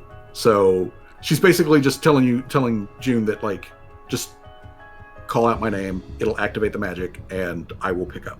So after a moment, the line otherwise dwindles back down to its like minimum activity bandwidth kind of like thing, so that you know that it's there, you know that it's active. All right. And June will turn back to facing everybody, and she'll like wave down Torque and everyone else. I say that fuzzy. June also waves Oda and her party over, and she says, "Okay, what's the deal?" All right, well, I talked with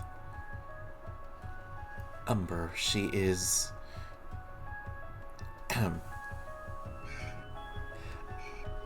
a patron Oda, of sorts. Oda shares like a look with Boer, and then like looks back at June and is like, "Mysterious patron, got it." Callie's like, that's not the word you used.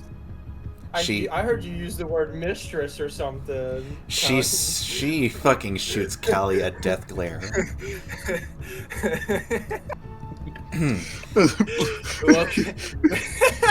I was gonna say I heard Mitt, and then it's just June behind Callie covering her mouth. It's like, kids say the darndest things, Callie wouldn't know the meaning of that word anyway, so it's like. Jamal just looks at both of them, just confused, like, I don't know what's happening. Anyway.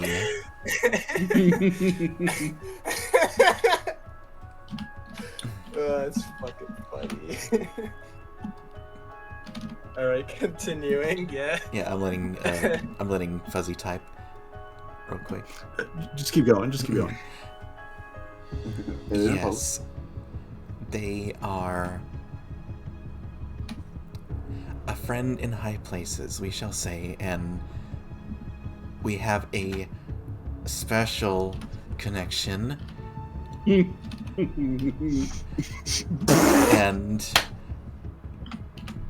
we are able to communicate through our minds. I was able to describe the coffin we had found, and she told us that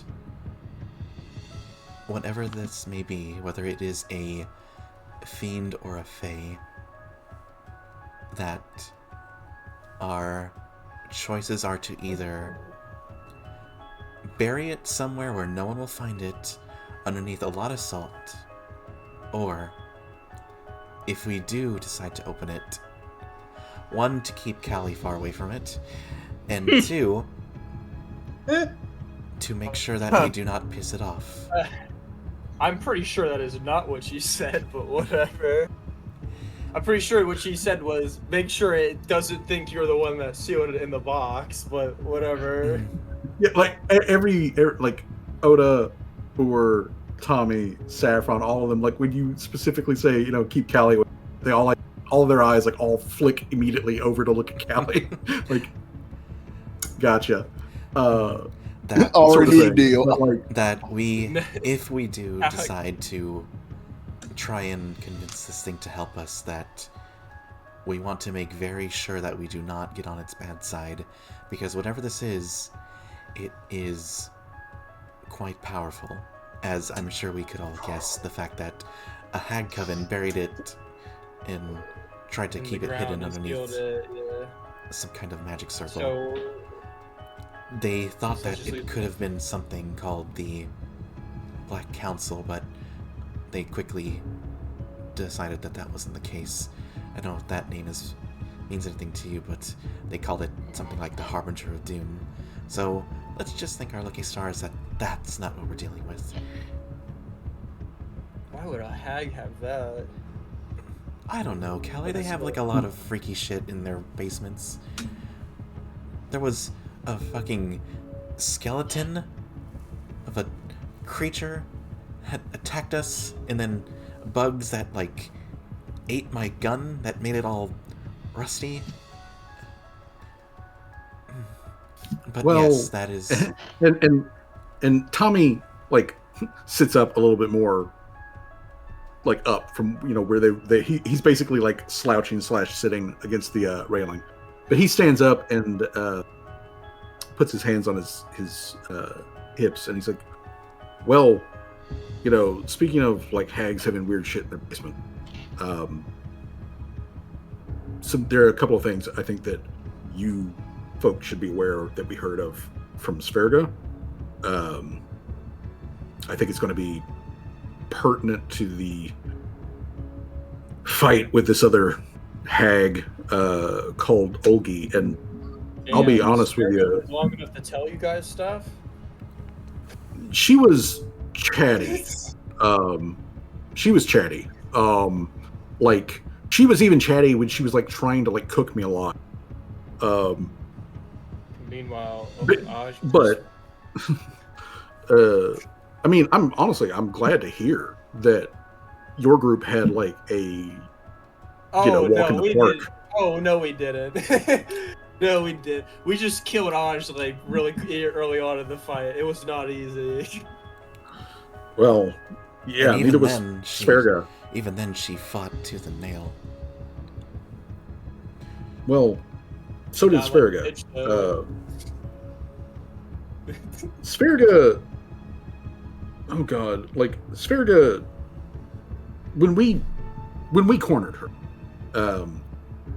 we waited. You know, like as we discussed, we waited until we hit sundown, and right as the sun went down and things were starting to turn into like dark, that's when we could spot the glow the easiest, and we were able to like catch her doing her little possession trick, and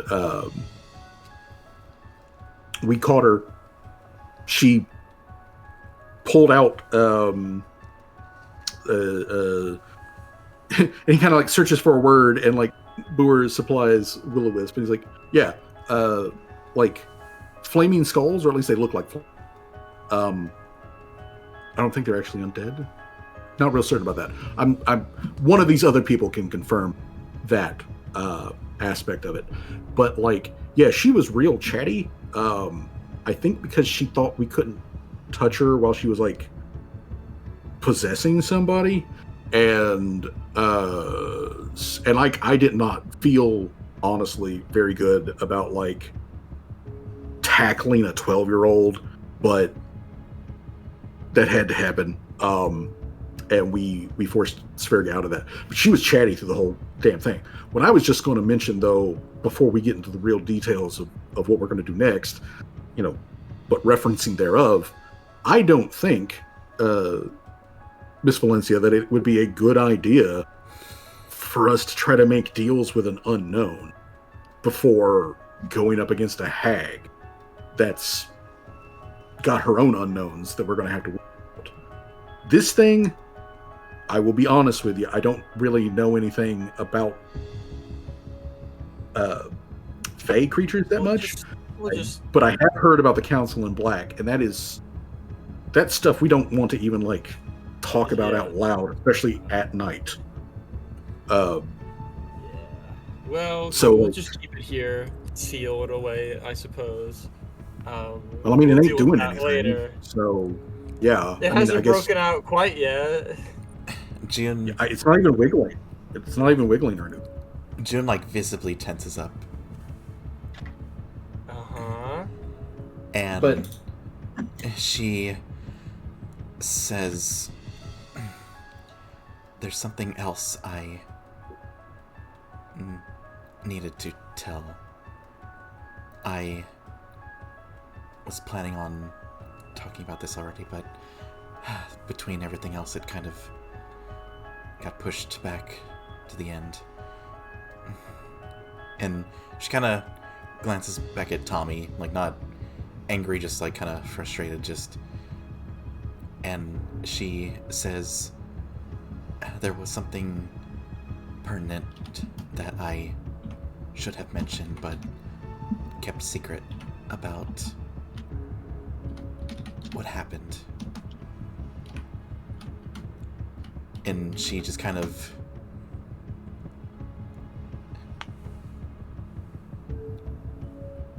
holds his arms, look expectantly. When me and Torque investigated Olgi and we wandered around the chapel and talked to her, I mentioned that I shook her hand and felt her trying to curse me, but there was something else that happened afterwards. She said in sorry, out of character. What was the name of the name of the language she used? It was Jotun. Jotun. Mm-hmm. The giant language. She said in Jotun, my name. I couldn't understand it, but she kind of glances back at Torque. Torque did. Okay. What does that mean, Rosie? She kind of flinches. And he says that. That's it exactly. I didn't tell her that. How? Oh, sorry. No,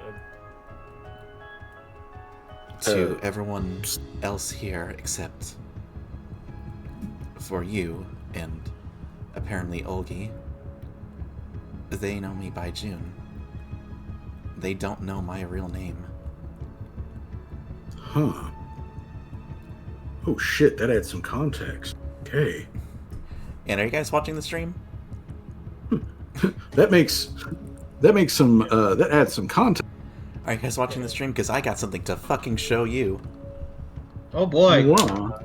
Wait. I gotta pull it up real quick. I've been waiting fucking 2 years for this. 2 years? Jeez. Alright, I'm here. Hold on. We're all like, yeah, it was sudden, okay? I'm gonna have to use my other account.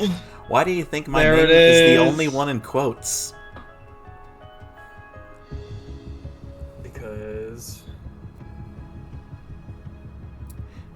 June looks up and says, my real name, as Tommy has said,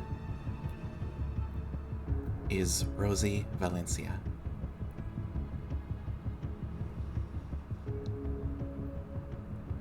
I did not tell Olgi this, but somehow she knew. And after that is when I was attacked in my mind.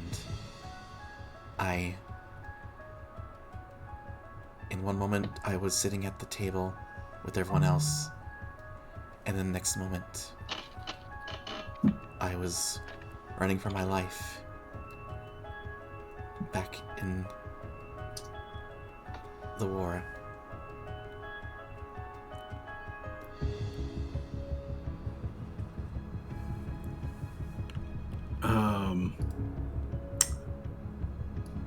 Shit.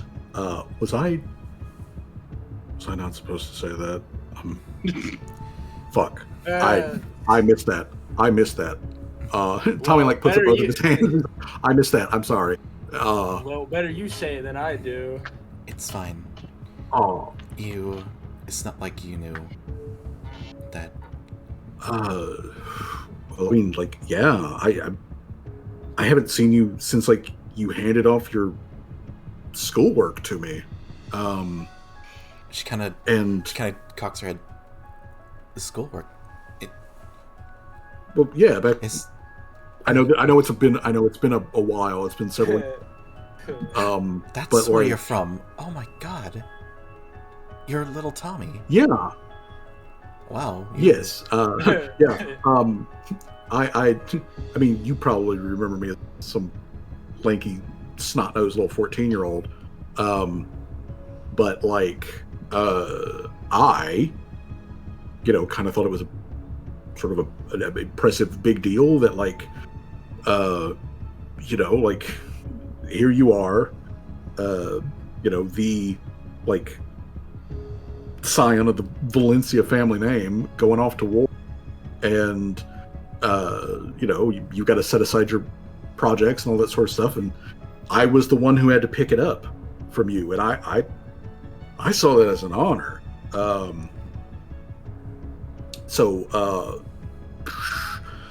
I mean, that's why you always kind of just, like, stuck in my brain. I mean, I'm like, I was thinking about you, and like, you see him, like, glance it toward briefly with his, like, hands up, it's like that meant something to me at the time, and so I also remember admiring your handwriting, but yeah,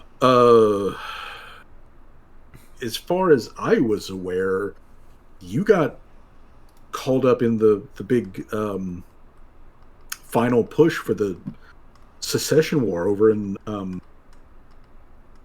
Pexodon. Obviously, of course, I don't know anything that happened after you shipped out. So I just know that I was taking up the school load for, like, the child of a war hero, and that was cool to me, like a little bit of a bragging right. And that's it. That's the extent of it. Things. I do apologize, though. I did not clock in our last interaction that nobody called you by name. At least not the name that I recognize. And, so if I spat that out and caused you distress, I apologize. I apologize from the bottom of my heart. That was not my intent. Because I can kind of understand, given, circumstances, I can only imagine really the details. I can understand you maybe choosing to not go by that name. So I get you there, and again, I apologize for it. But It does add some context, though, to what Sverga was yapping about. Because she was, doing what I think is normal hag stuff, and like kind of glances at Boer, looks back at June, and he says, but like she was being gloaty and pretty sure of the fact that we couldn't harm her because she was taking over the bodies of regular people, children, that kind of thing. Thankfully, Oda has a way of like harming spirits that are possessing people. So that caught her with her panties down, let me tell you. But anyways, the Sverga, she said something like during the fight that just, at the time didn't really make any sense to me. Now that you have said this, it adds some context, because like she mentioned Olgi by name, and that Olgi had her on some stupid goose chase for information on Valencia as like a name, and how she had found out a whole bunch of just like sundry information possessing people, like Imperial soldiers and stuff, who would probably, well, I could guarantee that they recognize the name Valencia. But like, she seemed to think that this was funny for some reason. Like Olgi would get a laugh out of the information that she had gathered, and would also reward. So, like she was going to get a reward for doing basically zero, kind of like, hag braggadaciousness. But yeah, that would make a whole fuckload more text if why Olgi would have tasked her to do that if she knew your name through like curse trick. So they were doing research on you. June just kind of grimaces at that. And of course, Sverga's dead now. I don't think she would have had time to give any of that information back to Olgi. Maybe? I don't know how hags communicate. Like, can they read minds? Can they do what you just did with that Lamia? Can they do that? And again, he kind of like looks at Boer, and Boer's like shrugs and is like, maybe. Not. Yeah, I mean, I guess it would be probably a extra bad thing if Olgi had even more information about you. Although, mentioning that,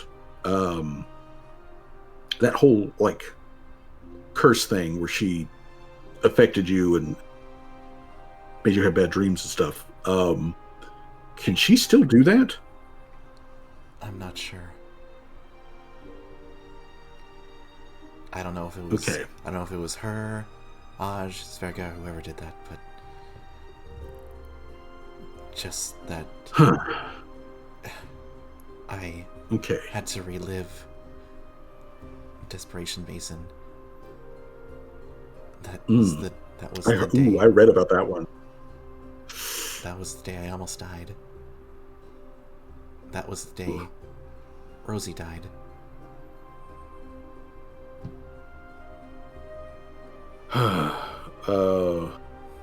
Okay, wow. That's going to be information to digest, and I don't want to like to play down on what you've been through. But I guess, okay, before we can continue on with this, I need to ask, which name would you prefer that I use? June or Rosie?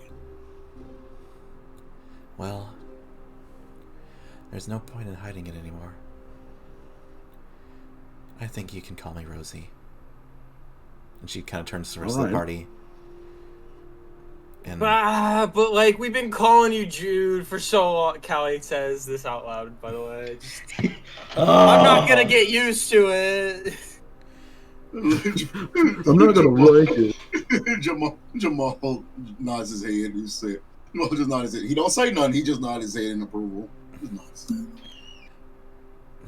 June just like, all right. Being in the Nick Marches, wasn't he? June just kind of chuckles and shrugs and says, "Well, the cat's out of the bag, but there's a cat. It's a figure of speech.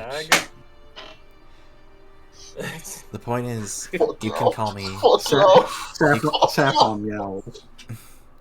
She can glance over her shoulder. The point is, you can call me whatever you prefer. June, Rosie, it doesn't matter. I'm sorry I didn't say anything. I just... It probably was important. I just wanted to keep my secret. I thought if we killed Olgi, I could keep it buried, but she kind of turns back to Tommy and says, I guess my past is just rearing its ugly head again. I guess I just can't run from it, but... And she looks back at Torque and kind of tearing up and says, at least I'm not alone anymore. You haven't been alone for a long time. I mean, you've got this band of misfits here. You got me. And now we have half of another band of misfits. And Torque just sort of like gestures broadly at Oda's crew. But she comes up next to June and she puts an arm around June's shoulders and gives her a June kisses her. Publicly appropriate. June just kisses her. Like, she doesn't. She like yeah. There's definitely a kiss, but like she otherwise gives June socially appropriate public like hug of like, hey, you're here. I care for you. Theoretically, so do these other people. Okay. and whatnot. Even Rusi, like chimes in that like, he's only known you for a short bit, but like he thinks you're good people. You're actually probably a good influence on Callie. We'll see about that, but Callie chimes in. If I had to add my 2 cents about this, the past isn't really something you could ever run from. I would know. I spent all those 10 years trying to forget that day when my parents died, and I was nearly killed, but it never really goes away, does it? You can only really confront it and hope that you become a better person as a result, really. You can't really sit and wallow and forget, because you can't really ever forget, can you? That stuff is just poisons you, really. Yeah. That's what I think, anyway. She kind of wipes a tear, and Brucey like, throws his like actual flesh thumb like towards Callie. He's like, "See, you have been a good influence on her."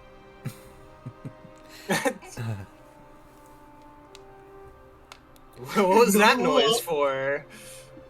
No, I haven't been a good influence on Callie. It's like, but like, as June is being affirmed by everybody who knows her well that she is their friend, whether she is June, she is Rose. That does not matter. They do actually care for her, even in some of their weird ways, but they do all care for her. after like this reaches kind of like a Oda climbs up onto the railing to put herself at eye level with most of everybody else in the party, and like she puts her like arm on Tommy's shoulder, just kind of like balance against him, because like even with him sitting and her, they're basically the same height at this point.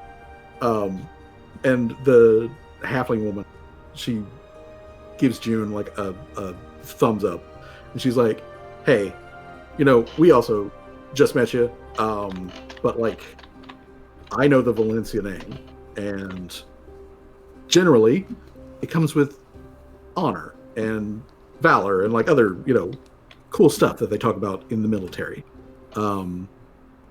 Your dad was a hero, so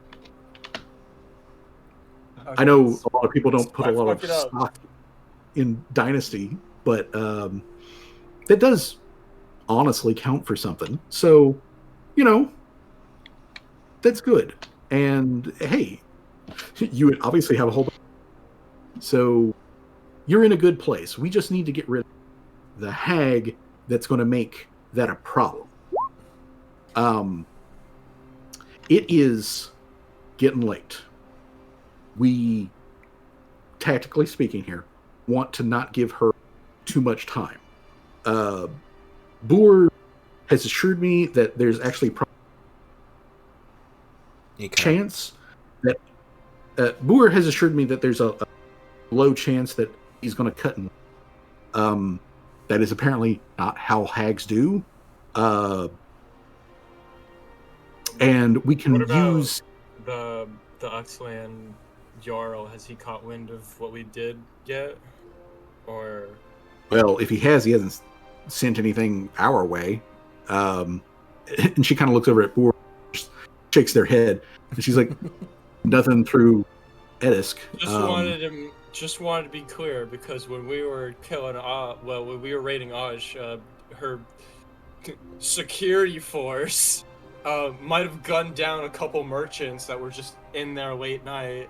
And I'm not. Well, I mean, Sverga roasted 2 more people. Put her down. True. But like, I mean, that's 2 random people. I'm saying like these probably like just hopefully let's hope these aren't like high-end merchants. Let's hope somebody isn't missing them is what I'm trying to say here. Well, yeah, I mean somebody's going to miss them, but like I get you. I get you. Let's hope that it's not really somebody who can make us pay for those unfortunates. But what I was going to say is that we don't want to them. Time. We don't want to give Olgi a lot of time to prepare for us. And if she has access to undead of some level, then we do need to move quickly. But we can't move immediately because we're not at full strength. You guys aren't at full strength. So we do need to take a rest. I would suggest to you guys what would probably be best is you get as much sleep as you can between now and dawn, and we go in first thing. But some other stuff though that like Sverga was yapping about, she said or soul gems, spirit rocks, I don't know, but she said something about that, and if she's talking about like gemstones, like what'd she say about them? Callie perks up but doesn't want to make it obvious. Well, she was saying something like, okay, so picture this. Tommy's got this kid like pinned to the ground, like he's laying on top of this child that Sverga is possessing, and she's just like yapping her head off while all this is going on, and I'm lining up the shot. I'm like lining up the shot so that I can like punch Sverga out of this kid, and she, like, I'd already hit her, so like she knew that I could affect her, and she says that like it didn't actually matter if we beat her, because Olgi would just use a spirit rock, soul gem, whatever the hell it was, that she would just use one of those to bring her back. And I don't know if she was talking shit. Boer also does not know what Sverga meant by that. But we're talking about strange magical grandmas that are like out of this world. So who knows? And we do know that one of them can raise the. So why can't she raise her hag family sister? Are they sisters? I don't even understand that part. It doesn't matter. Well, we don't need to understand that part. We just need to kill them. That's all we need to do. Yeah, and Sverga seemed confident that, like, Olgi could and would do that. So, but here's the thing, though, is, like, if Olgi is using some sort of, like, spirit, soul gem, whatever the hell it is, thing, if that's a physical object, then, like, this town is absolutely riddled with mines. So it's got to be an actual gemstone, right? That's going to come out of the ground. And if we do like a raid on the halls of the dead, is Olgi going to be there, or is she going to be in soulstones? So I was thinking, what if we do like a pincer thing, where one of our groups goes to the hall, and then the other of us, I think if we go in depths, that's the closest mine to the halls. So there's probably got to be some crossover, right? And we just come at it from two different directions. That way we find her wherever she's hiding at, whether it's down somewhere underground or if it's actually in the hall. And then we can set up a communicator, because we've got this signal thing that we use. It's got like a range of like 5 miles. And so if one of you guys have one end and we've got the other end, if you find Olgi, you can hit the button on it and we'll know. If we find Olgi, we can hit the button on it and you'll know, and then we can converge. That sounds like a good plan. So I guess the ultimate question then that this comes to is, who's going where? Are you guys going to the halls or want to try the mines? Where'd you say the soul gems were? Somewhere underground. Somewhere underground. Yeah, like we don't know exactly somewhere where. Underground. That the best guess is either the Copper Depths or the Halls of Rest or some connected vein, like between them. So mechanically, what I am asking here is the party has basically two different dungeon routes that they could take. That is going to the Halls of Rest, finding where it does connect to the Soul Gem area, or going through the Copper Depths and finding where it connects to the Soul Gem area. So it's which area does the party want to take? Oda's party will take the other one, so that essentially you guys can flush Olgi to that central area, and then you come together, face off again. Yeah. So that's the material question here, is which way does the party want to go? Halls of Rest, Copper Depths.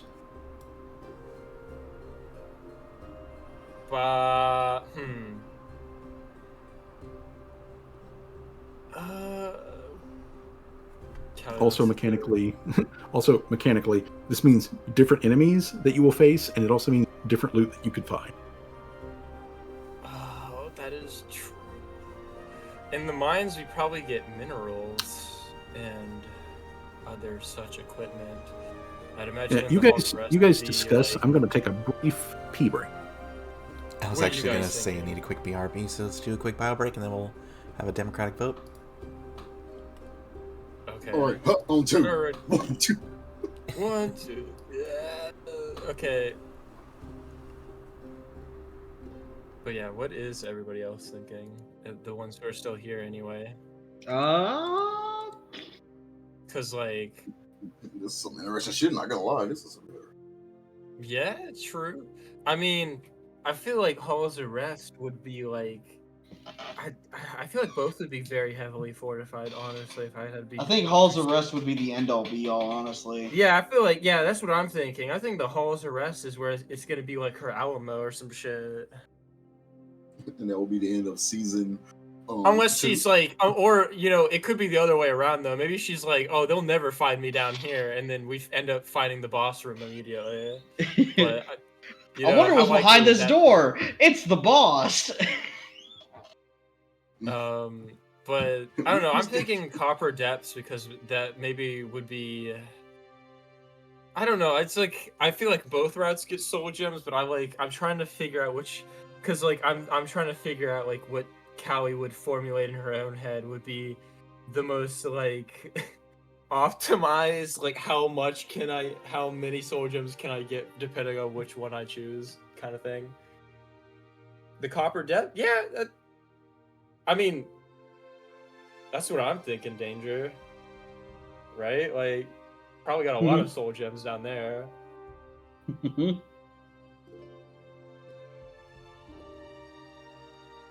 I almost forgot, we have to take his vote into account as well. Because he's probably gonna have to, like, help us next session. With the end, the illusion of choice. No matter what we pick, Ogi's there. I mean, that is true. It is the illusion of choice, no matter what. I mean, technically it is true, though. Because it's like, no matter which we choose, we still have to fucking kill Olgi. That is the illusion of choice here, isn't it? I think Copper Depths would actually make... I think Copper Depths would be a good... I think, as well, I think Copper Depths would also help, maybe, like, Seamus a bit better, because he could, I don't know, like, drag down stalagmites from the ceiling or whatever.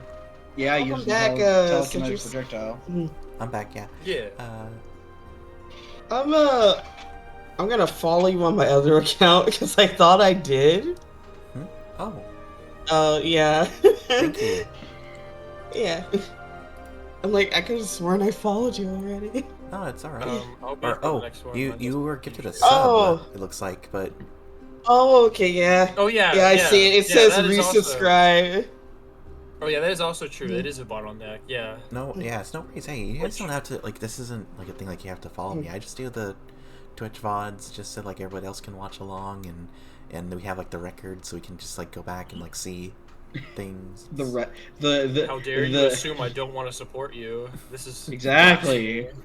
What is this? What is this slander? What is this slander, bro? Also, why are you a marketable? But yeah, no, I think Copper Depths would be better for Callie as well, because it would be bottleneck as well, because that means melee range for Mr. Servos, which means he'll probably do like fucking 40 damage each time. Let June be a marketable plushie. Maybe one day. Maybe one day I'll actually have some real plushes. Turn June into a Fumo. Yeah. Well, she already is. You're getting my support, Birch. Damn. Yeah, but no, I think I've decided on Copper Depths. Danger's also decided as well. Yeah, it seems like the majority want to go to the Copper Depths. That's fine. I'm fine either way. I mean, it's like what fucking Jade was saying. It's like the illusion of choice. We still have to, no matter which one we choose, we still have to kill Olgi in the end. Yeah, it's the illusion of choice. It's the telltale school of gaming. I want to ask: is this a bad? Wait, isn't this a good? Jamal would be good down there. He's used to being a mole rat or whatever the fuck it was. Was it mole rat? What they're called? It's time for Jamal to have first of all, was it mole rat, or am I thinking of something else? What was the? He was a tunnel runner.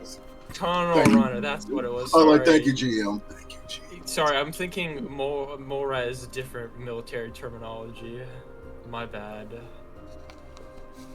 Yeah. Yeah. On in Halflus, they don't call them foxholes. They call them shooty holes. Shooty holes. I mean, it would make sense though. But yes. Okay. So, It's about the Probably flavored dirt. All right, so Oh my god. does everybody seem generally letting her on die in the hole's arrest seems like it would be too respectful. No, we gotta kill her in like the most disrespectful way ever, which is in a place where there's literally nothing. A mine. Oh yeah, it's cave. So I guess it's more or less unanimous vote for the mines. Yeah, I think. All right. The children. The children yearn for do the indeed mines. long for the mines. Okay. Yeah, the children do yearn for the mines. We mine, and we go. No, shut up! Shut up! Quiet, you. I did not say it. Well, I did not fully say it. Let me tell you. You shut him down so fast. Thank you. If you went to the halls of the rest, there would be more chances for undead, which means I would have more chances to hit the chicken. And I don't yes. really feel like desecrating family members' bodies, so A second going time. to the mines. Yes, a second time. Yeah. I guess Okay, the only thing so, thing left to do is decide what we're gonna do with the coffin. The big ominous coffin. I say we just What leave to it here do? and seal The it. big. I just say we leave it here and seal it. I mean, That's my it totally could. There's a lot of like there is like trackless wilderness in every direction, deep mountains and places that you could hide this thing. Even with the like 1 mile limit of the teleport circle thing that you have, like you guys could go a mile out from where you currently are, which would take you well out of the city and into the forest, and then you could just pick a random spot, open the gate, pull the coffin through it, dig a hole, cover it in salt, and then bury it again, and just never tell anybody where the fuck it is. So we don't want to like use it as against the hags. That's if whatever's inside of there would actually be willing to fight with us. I mean, if we explained it to them, they might, but that's if they don't kill us first. Yeah, that would be very much a simple hope that whatever is on the inside of it isn't absolutely immediately hostile to anything within sight, and then also ask it to be like, hey, you help us against the hags. The people that sealed you in here. I mean, Callie's actually saying this, by the way. What if we help them and they're like indebted to us now because they've been locked away for a really long time? Hey, that is something to consider. That is a possibility. I feel like, I mean, even if it is like a fiend, I mean, it is kind of just like, I wouldn't want to be locked in this fucking thing for like the next millennia. That's fucking awful.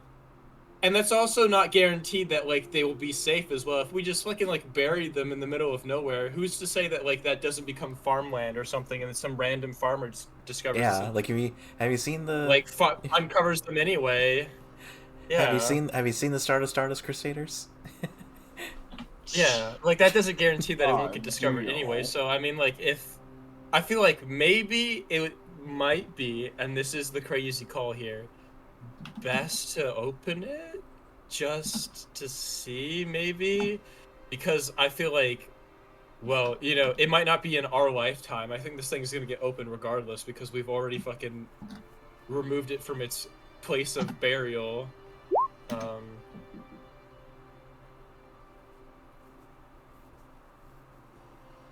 Odin didn't have an input on that? Well, they've already said their piece on it. You know what? Pathfinder rules. You found it. You got to deal with it. If you want them to, if you want them to help with it, you know, specifically, if you would like their help to either like I have to be on guard when you open it or bury it somewhere, they will do that. You just need to tell them. Yeah, I would. But If we open it, otherwise, that's your bag. Yeah, June is only on board. Open it if Oda and them are like. Oh yeah. Actually, you know what? Yeah, please stay. This guy might try to kill us. Okay. Whatever this guy might be. Just in case. Just in case. Callie flips the welder mask down. Is like, finally, I can use this. What about the rest of the party? Jamal, Seamus, Laria? Sure, why not? Let's crack it open. Jamal, I said, fine. Jamal, who say something along the lines of like, if I'm gonna die, this is gonna be it. Yeah. Nothing ventured, nothing gained. All right, gamers. Exactly. All right, gamers. All right, gamers. Let's get this unboxing over with. All right, so we hover the We thing got our gold loot crate Yo, here. loot haul here. All right, you got the gold loot crate. So how long would it take for Callie to open the box? It is going to require. Also, if Mhm. if I'm gonna take the thing apart, I might as well collect all the sky metal because that's rare as shit. I might as well take that as well. Clearly. Well, Clearly. guarantee. Well, I mean, like, if I don't die, that is. Okay. So, Callie, you start you bust out your welding torches and your all your various tools and whatnot, and it takes a lot of effort to get this thing to come loose, but slowly and surely you get all of the bolts that are holding this thing closed, and you crack the coffin open, and when you crack the coffin open, everybody in the area, it is so everybody's on the boat. Okay, everybody is on the deck of the flight angler. So as soon as you crack open the thing's inside's aura immediately emanates out and covers the entire ship. Yeah, that kind of figured. Magic washes across the entire area. This is not negative magic. Let's put it like that. It's not like a. It's definitely the thing not that Yeah, the thing that everyone experiences is that the pulse is enough to make everyone like rock back a bit. It's enough to brush any newly fallen snow off of every surface of the ship, as well as some of the land around it. And it is immediately sunset again. What? It is the sun is back up where it was hours upon hours ago. Damn. Okay. Wait, did we just time travel? What? No, I think it's a magic spell. And there is a knock from the side of the coffin. Are you sure, Mister? I reset time all the time. There's a what? Yeah. Okay. There is a knock from the inside of the coffin. But speaking of, Mr. I reset time all the time. Yeah, this is not time travel. There's a knock, knock, knock. Yeah, there's a hey, this isn't quite open all the way. Hurry it up. Let me out of here. Dad, well, I'm working on it. I'm trying to get you out, man. Whatever you may be, please don't kill me please don't kill me when you get out. Callie says this while trying to take apart this coffin. Okay, I won't. But Callie cracks the last little seal that really is holding the thing closed, and it opens up.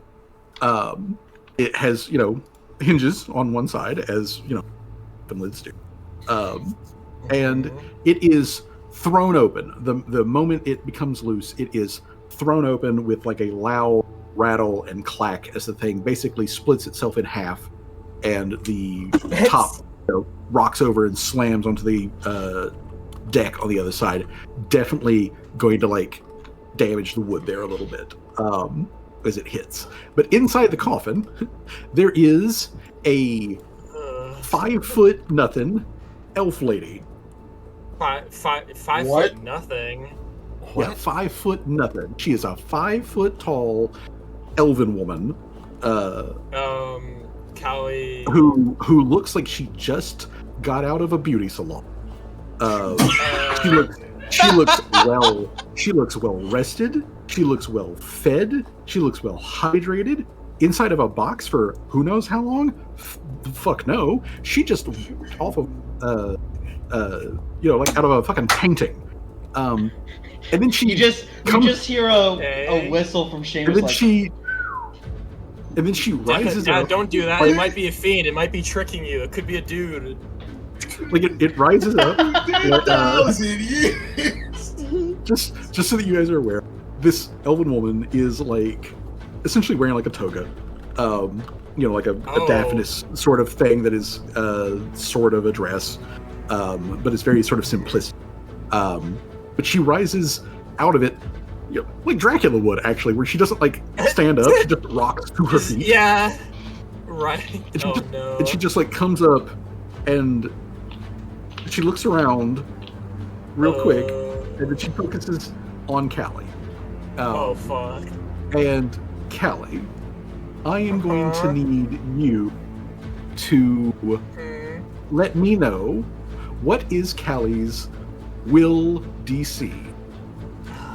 It's a 25. Okay, it's a 25 for the will DC. Oh, I'm dead, everyone. It's over. This was a bad idea. Okay. Yeah. She looks at Callie, and like her eyes narrow, and she takes one step out of the coffin, and she says clearly in fucking imperial accented common, she says, "Do you have any idea how long I have been in that box?" That's not a rhetorical question. What is the date? Callie then gives her the date. Including the year, please. And the year.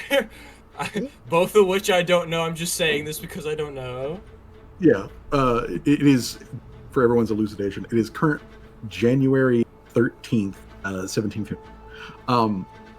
But anyways, she blinks at Callie, and then she's like, "Holy shit, I've been in there forever." How long? Wow. If you don't mind me asking, how long have you been in that box? If I may ask. What year was it? I have been in there since June 12th. 8. Huh? Oh damn. Like I was 8 I was still having to. Yeah, That's... like 8 AD. Oh. Yeah, that whole calendar damn.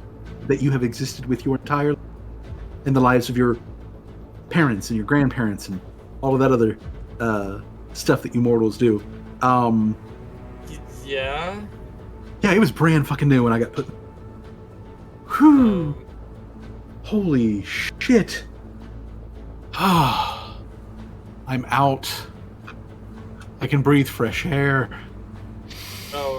My next question now is, oh god, it's cold up here. What are you It is fucking cold. I mean, yeah, we're in the north. Does anybody got any socks? Hold on. Like, this toga is not doing anything. Like, I don't have anything. I am. No, that is a breeze. Sorry, I didn't expect you to come out with nothing. Well, Seamus will out of falling into a pitch.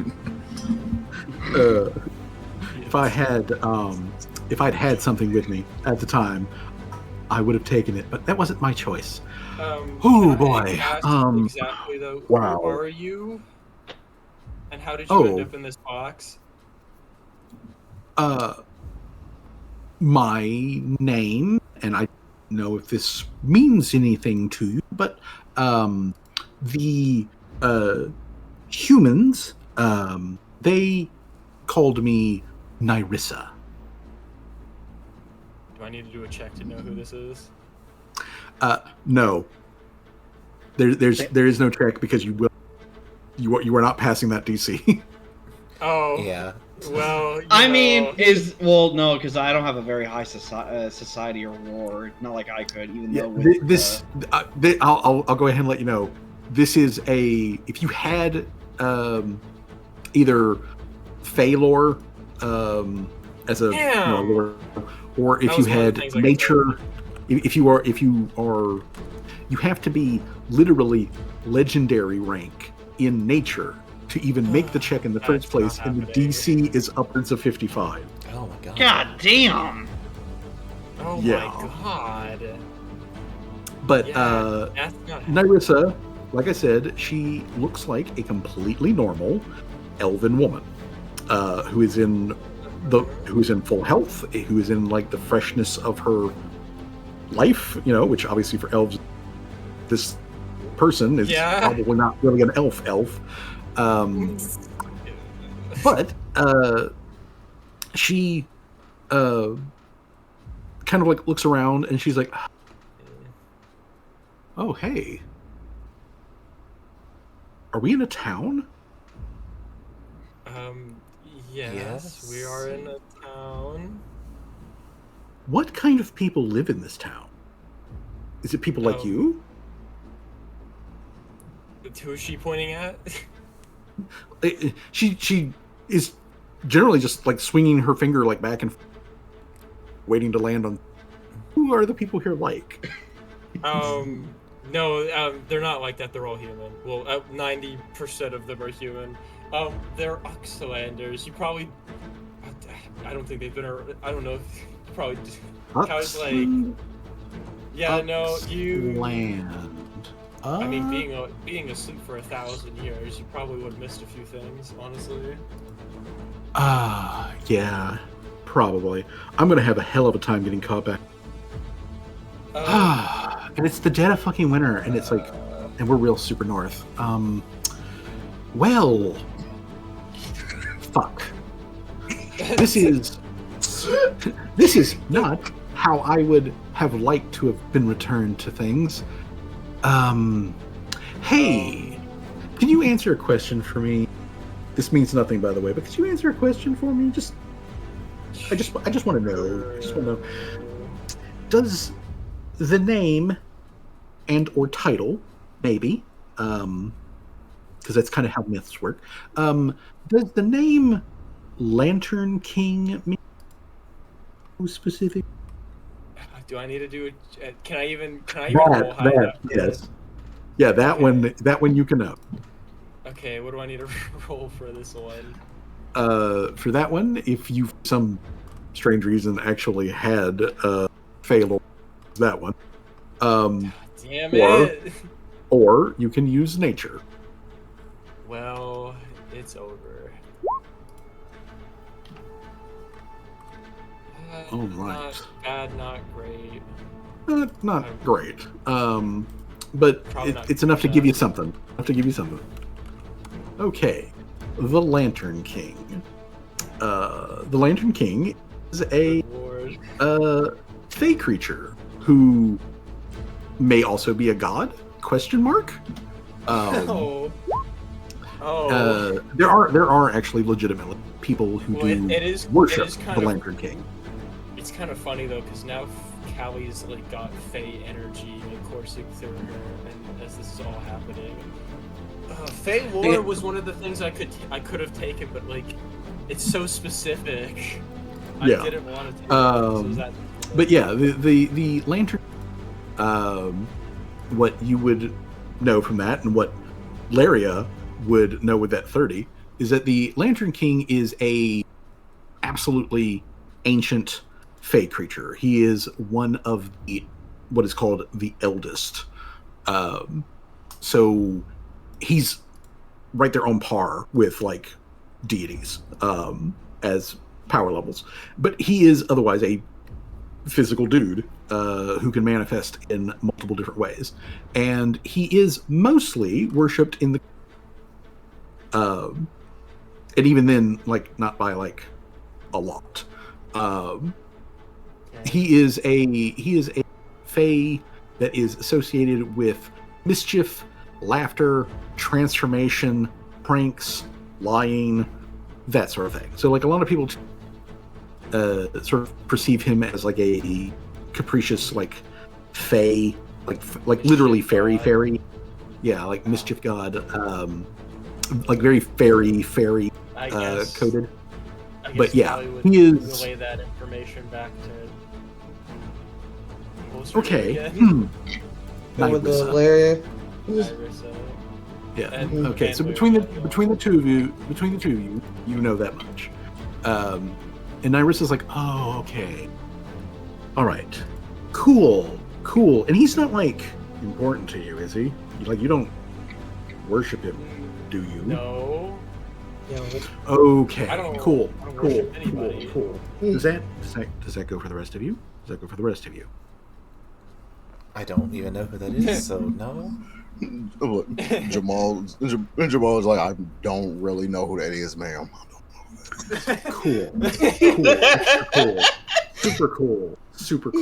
Hey, I know it's been a really long time, but like way back in my day, when, like intrepid adventurers would like release, a powerful entity like me from imprisonment, which I just did, we tend to give out like gifts, boons, grant wishes, that sort of stuff. Do you understand what I mean? I can pay you for releasing me from my imprisonment. Gifts? Like what kind of gifts? Callie's intrigued. Oh, I can give you all kinds of things. However, in the spirit of like my good fortune, I will give to you a promise. This is a binding thing for creatures like myself, but as a binding promise, I promise not to twist whatever you request into something that will. Okay, we cool. So it's like a genie. Cool? It's like the opposite. So it's a genie. It's the opposite. It's the opposite of a genie. And a monkey's paw. Yeah, like she is promising that she will not twist whatever request into something that will ultimately harm and kill you.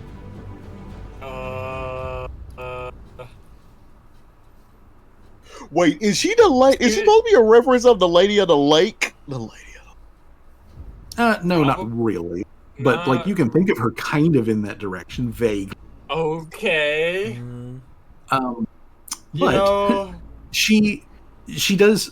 She also goes on. She also goes on to tell you that she cannot give each and every one of you an individual wish. She will give you. It's a group wish. She will give you a group option. You can keep the coffin, and you can keep that discussing Archulum to your fucking self. That's all yours. She does not give a care. But if you have a request that you can speak in one sentence to her, she will grant that request, assuming that power, which she implies to be quite great.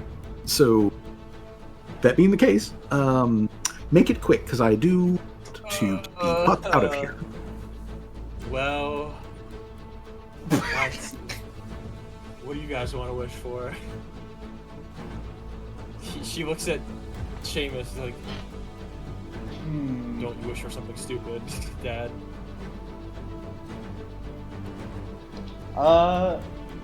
Personally, I think an extra hand in combat would definitely be beneficial for us if we're fighting a hag. That's true, but like that's a one-time thing. Okay, hold on. Callie's like, can I wish for anything? She says, or is this very specific kinds of things? You can wish for anything, but let's be honest here. Anything. But let's be honest now. Anything is not nearly as broad as you. Like, I could bring somebody back from the dead if you want. If you wanted me to like cause somebody to fall in love with you, sure, I can do that. I just need to like wiggle my pinky. But like, if you want me to turn off gravity for the entire planet, I can't do that. Why would anybody want that? You would be surprised. It's that whole joke of there's 2 rules, and then the person's like, I wish for every blind person in the world to have their sight back, but only for 2 weeks. There are 3 rules. Like the way like she describes it makes me think of the beginning part of Oh My Goddess, because that is exactly what she says. If you want to destroy the world, I can do that. Yeah. If you wish to fall in love, I can do that. Yeah, like so yeah, you're saying, Callie's saying, and this thing. is not the wish per se, but you're saying that if I were to say like, hypothetically, I wish for me and my compatriots to do extra damage to all of our foes, that is a thing you could do, right? I could totally do that. Yes. Is that what you want? Because I can do that real simple, real quick and easy. Bing bang boom, and we're done. Well, hold on. I gotta work the kinks out of that one real quick. Make sure there's no what's ifs or buts that you could potentially exploit. But the kinks are what makes it fun. No. Hey, yo. Everybody, we do a football huddle. It's like, okay, guys, what should we fucking wish for? She said we could wish for anything as long as it's possible. I could be immortal, but I will hold off, guys. I will hold off. This could be the moment I ask for immortality, but I actually will hold off for once. It's like a redemption arc for Cal. It's a redemption. Wait, and then Callie's like, Callie, well, no. Callie is showing remarkable restraint. Guys, we gotta come up with something where I'm going to ask her to make me immortal, please. Speaking in meta, is there a possible way that we can ask for like a free level up? Wait a minute. No. Damn. No. You actually were onto something. Hey, yo, God, can you give us like 1,000 XP? The GM said, "Nah, I'm shutting that shit down." Yeah. Hey, it was worth a shot. It was worth a shot. Hello. Nice try. The Roboteer. Hypothetically speaking, and this is Callie talking about that. Hypothetically speaking, right, you can grant immortality, right? That is a thing that is a wish, right? Yes, I can grant you immortality. Again, because I am feeling so very generous. Let me make sure that I am clear that, like, if you just were to wish for immortality and didn't put any sort of constraints to that, there's so many things I could do that wouldn't actually cause you harm. Well, yeah, I know, obviously. Immortal, but like, oh, you wouldn't like it. So, do put a little bit of like thought into that. I'm on that here. That is from me to you as a being that could absolutely destroy this entire place with a blink. So hypothetically, if we said something along the lines of like, I wish for access to a large amount of magical resources. I wish I would quit saying I wish because okay. Oh yeah. If we were to ask for a mountain of magical resources, then suddenly there would be a mountain of some sort of magical resource because you didn't specify the kind of it, you just specified the size. So again, I am asking you, please group huddle provide me with a single sentence. Group huddle, guys. Okay, what guys, do we wish here? This fey creature, whatever, Rumper was right. It was a fey, and it seems they're in a very particularly good mood because they have had multiple chances to fuck us over, and they are voicing that in like verbally to us. Yeah. So I mean, okay. Well, let's come up with something here. Please. Otherwise, I'm just gonna ask it to make me immortal. With the caveat being, hold on, I gotta think of the caveats here. The caveat has to be that there's a way out at some. Yeah, there's a way. Yeah, well, I can opt out of this immortality. Yeah, true. Yeah. I don't just not die, obviously. Thank you, Tim. We could potentially ask for like, can you give us the locations of every powerful force that is actively against us right now? Well, the whole map would light up, bro. What are you talking about? I want to take over the world. That would just be the whole goddamn. That'd be the whole world, bro. What are you talking about? Well, we currently, at the very least, have 2 big ones that we know about, but I suppose it's subjective against who you consider an enemy to be. Yeah, actually, I agree with Tim here. Enemy can be subjective. Yeah. That's why I'm saying we shouldn't wish for that, because then they'd be like, all right, and then the whole world lights up because she chose me for some reason. Okay, guys, we gotta be very specific here. What if we ask them for what if we ask them to just kill Aoki right here and now?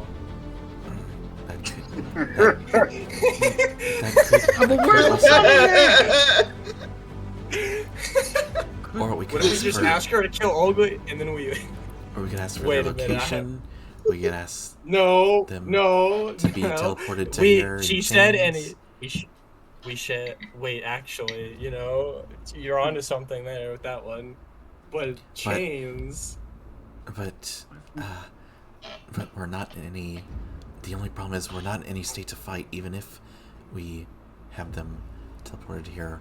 All help us like that. Could we request a rain check? Just say, hey, can you come back later when we have a better, when we're not like actively about to. Hold on. I have an idea. No. Why not just ask her? She will not give this to you later. It has to be. Yeah, just Tim, like leaning up. Hey, would you take a rain check on that wish? No. No. Yeah. Why not? Tim looked over, rain check, and she's just leaning. And she's like, nah, not gonna happen. Seamus like they're leaning in the puddle with us. Seamus leans over to Callie. Why not have her join us at the workshop? If you ever need anything, she could help out with anything. Wait a minute. You are right about that one, actually. I wish for her to be my servant. Servitude? Not servitude. I'm not just a as to be employed by her. Be your employer. Actually, that is why. You know what? That is actually a big brain. You know what? Yeah, that would probably be a good wish, actually. Because if we ever need anything, desperately, she would be there. That of course, like she'll be helping kind us of thing out. That Umber warned, not for Callie to do, to piss off the Fae. Well, I mean, it's. No, because the difference is that it's not under it's not like I'm trapping her inside of a box. I'm she'll get days off. I'm not gonna work. We're asking her to work with us, join our. Be an ally. Did I say join our party? You can wish wherever you want. Do you want a job? Hey, yo, my wish is, can you work for? Can you? The job application. You work 5 days a week. I don't even think you need a weekends wish off. Look, I'm going to have to shoot that one down before you follow that logic path any further. Look, I already have a job, and I'm aching to get back to it. So, and you're holding me up on that. So again, I'm not trying to really put the pressure on you, but could we speed this up, please? Okay. What job is that, may I ask? Why, being queen, of course. There's a whole lot of questions that don't need any answers. I mean, I don't think you want to question that any further. I don't need to know this. That's her business. God. Okay. Okay. Yes, we gotta. I mean, we could literally ask for a free revive for every single party member.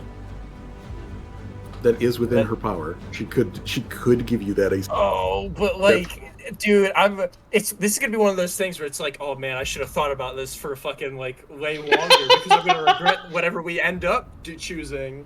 Because there's always gonna be but this, but that, you know what I mean? Yeah. Okay. No regrets. God, I know what Juno would wish for at this moment, but that's like a selfish, single person kind of wish, and Callie would wish for immortality. The problem is like it's got to be like. I'm saying I'm holding back though. That's the thing. I think the one revive per person is probably the best option because it's the most altruistic. Yeah, and that's the what safest. because like that was one revive per and then the caveat be it has to be that we die and it activates, like it just brings us back automatically, like we die fully, not just like we get put into the dying state or something along those lines.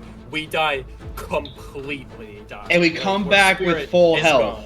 We come back to full health. It's like a Phoenix Down, like the Phoenix Downs in Final Fantasy. Yep. That is totally within her power to abide. I mean, probably the only thing they'd probably be like caveat is a one-time use, which that would make sense. I mean, obviously, it's gonna be a one-time. It's like, but what if we all become immortal? Then my plan and all already immortal, kinda.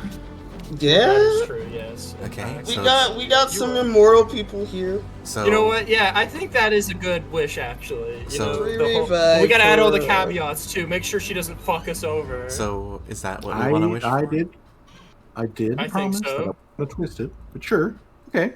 All right. Yes. I'm down. I'm down. Are all the mortals on this same page? All this boat. Kind of like all this boat. And she looks around at everybody, including Otis. Yeah, a free resurrection sounds great, actually. And she's like, okay, wish granted. And then she like reaches into her toga and she pulls out a stack of business cards. And she like fans these gold, and she starts, like tossing them like playing card tricks to each person. And when you catch it, it is a golden card, roughly the size of a credit card, that has your name on it. Which, by the way, it does say Rosie on. I was on about yours. to ask. Yeah, I was. But yeah, it has everyone's true name on there, and then it has that written in common as well as some language that none of you, I know nobody on the it has written on there, this person is allowed one free instant resurrection at the maximum of their health, to not be subject to dismemberment, to not be subject to ruinous disease, poison, or toxins. This is a one false status effects. Wait a minute. Fuzzy. Yeah, if you were to be completely and utterly atomized, it would just boop you right back. Fuzzy. Mm-hmm. You said there's a language that I can't understand, right? Yes. You can't understand it, although you can identify. I can translate it because I'm reading it. Translate your spell returns a null. This is fake shit, man. This is fake shit. His reading glyphs. Yep. Dude, you're dealing with God right now. God's fucking with you, okay? Like your more spells. Want to read it. It's like a enchanting table. The more you try to read it, the more like they like jumble up. Yeah, it gets all fucky, but you get a null back. Now, Seamus, being a Conrasu, a creature that is from outside of the universe in the first place, while he cannot read it, he cannot translate it, he does know that specifically this is the language of the gods, quote unquote. This is a thing that like if you were to die, and you end up in the boat, you'd hand that over to the nearest psychopomp. They'd take one look at it, they would know exactly what. Her ass goes right back to being alive again. But yeah, I have to give my business card to whoever the fuck I see. She gives you a semi-physical, mystical card that has your name on it, information, and all that sort of stuff, and the instructions that should you be rendered dead, like full, total dead, including disintegrations, you will be rendered at full health, back as you were at basically the moment right before you died. So any sort of equipment or any. And we don't lose any memories, right? We keep all the memories we had before we died as well, right? We don't just spawn and like forgot. No, you're not like Yeah, this. it's Just like want homunculus. to add that part on too as well. You know, You don't- so Yeah, you don't forget anything. You don't de-level. You don't lose any like important information or anything like that. It is get scot-free out of total utter fuck up. And she hands that to each one of you. Although when she like flicks the one at Seamus, she's like, yours might be a little wonky. And then like she flicks one to Laria and she's, yours might be a little wonky. And then like she flicks one over to June and she's like, yours is also going to be a little wonky. But that'll work. Wait, That'll work. what? What does that mean? Wait, well, That wouldn't be the first time. I mean, I have fulfilled my end of this brief bargain. I have fulfilled my end of this interaction. what free Know business? that you people are personal heroes to Nyrissa, Queen of the Summer Courts, who bids you adieu because I've got to go kick a bitch's ass. And then she just vanishes, at which point it goes right back to close to midnight. okay. Uh, Well, I feel like it's self-explanatory for Seamus and Larius because they already have that free revive with the reincarnation thing. June, I think it's like because Umber will just bring you back anyway. It might be that's the thing that coming into conflict. I'm just surprised Everything else, well, I mean, like you can die technically. It's just that the soul gem would have to be destroyed entirely, right? That's like how it would. yeah. June is immediately to going kill to. him utterly. Yeah. It does take a slightly. June is immediately going to ring her snake girlfriend. Hey, yo, I got a free revive from Is that some an iPhone goddess. 15? Dang, that's special. June, what? Are you okay? I honestly wasn't expecting. She. You know that thing that you told us not to do. We did it. Yeah. Oh, Jesus. Good. Okay. We opened the coffin, and inside was not a demon. It was a fae, I believe. They... Shit. Okay. I don't know how to describe it. The moment we cracked open that coffin, the sun came out like it was daytime, and popped out this small elven woman, and she, as thanks for freeing her, she gave us, she says this, she's like holding the card in her hand, a full resurrection, and then she fucked off. Does it was Nyrissa the... What was it again? She said, Nyrissa, Queen of the Summer Court. Does the name Nyrissa, Queen of the Summer Court, ring any bells to you? Well, yes, she is clearly one of the leaders of the Summer Court of the Fae. Rapid rundown, the Fae break themselves up into courts, which are aligned with seasons. One for summer, one for winter, fall, spring, that sort of stuff. You said Nyrissa was in that coffin? Yes. Well, and you said she fucked off? Yeah, and the moment she did, the sun disappeared again. Okay. Well, if she... Alright, there's a problem with that story. And this is no slight on you or your idiots, but, Nyrissa isn't trapped in a coffin. She's been ruling the Summer Court for thousands upon thousands. So... Well... I don't know what you just let out of that box. Did it do anything other than make the sun appear? It said it was going to kick someone's ass. It said It mentioned they were gonna kick her ass. It mentioned the Lantern King. I don't know what that is, but I think she turns to Laria. Like, Laria, what was that they mentioned about a Lantern King?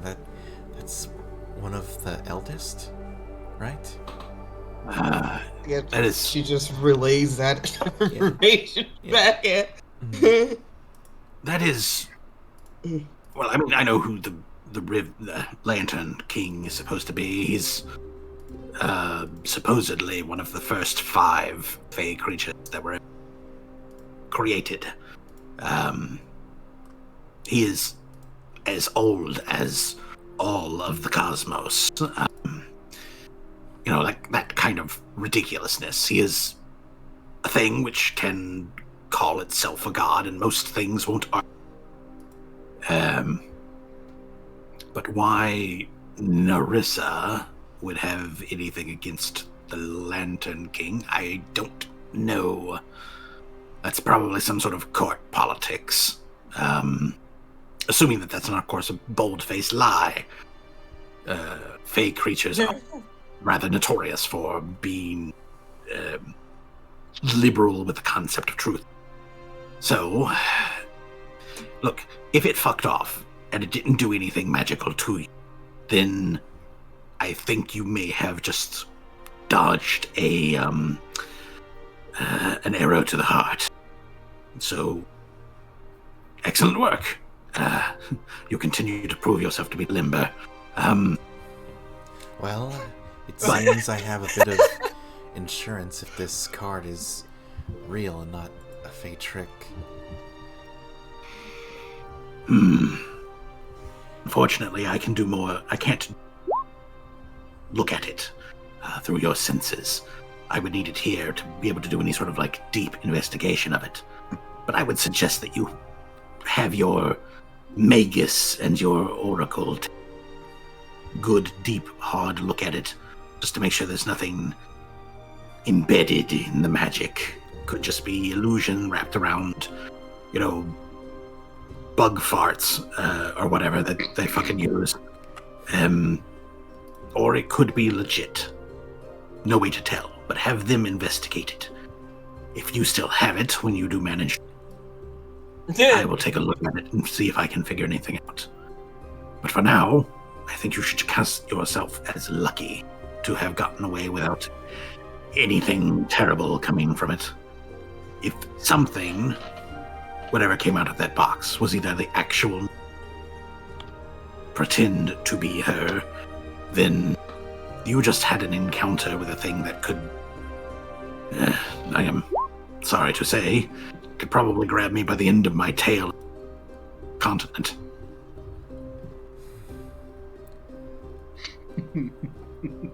Well, Fraud. let's just hope there's no more surprises in store for us. We're going to kill that damned hag, and from there, Probably I go guess and visit Umber. Be a good idea. I guess once we have everything settled here, we'll go and run that errand for you to see if there's anything in those ruins. And then I would appreciate that, June. And then from there, finally, maybe I'll be able to see you in the flesh. I would hope so. When you are done with the hag, give me a call. Let me know that you are okay. I would rather hear your voice than just... I'm going to need to fire up the vat. I will. I promise. Thank you. Rest well. And then the connection goes back down to its minimum power bandwidth. But yeah, Torque, she just takes her card, like she bites it, like you would a coin, and then she just like slips it into her top, and she's like, I'm going to keep that close. The other party bids you guys adieu. They're going to go back to where they have their sleeping arrangements. They're staying at an inn here in while the party can otherwise return back to the Gooseberry.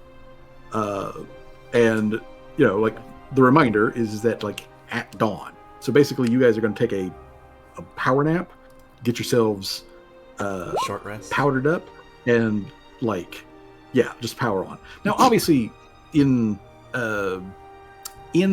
Pathfinder, there isn't really a short rest versus long rest mechanic. So you just rest. So what I'm going to say is that the party is going to basically manage to get themselves about 6 hours. So it's going to be a little, rough when you first get up, but that will give time for everybody's stuff to recharge and healing to do. So since we are basically coming up here to the end of the session, we can go ahead and take care of updating their hit point pools back to normal.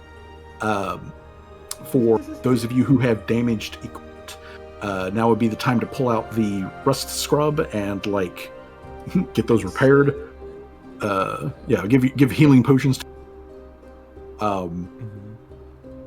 That sort of stuff. So now let's go ahead and take care of that, and then next session when we get started, we'll pick up in the morning. Party does their daily preparations, and then you guys head off to the Copper Depths to perform the flanking maneuver. So before that happens, could we have like Umbra was saying, could we have the Oracle and the Magus inspect these cards that we were just given by this? Or they can. Yeah, I mean that's right. They checked the letter. They didn't act like the glyphs. They didn't actually do like a check. So yeah, let's do that. Yeah, I didn't check. Seamus and I Tim would did. like to check. I would like to check this before we go into the fight next session. Just saying. All right then, Laria, I need you to make a religion check, and Seamus, I need you to make a Arcana.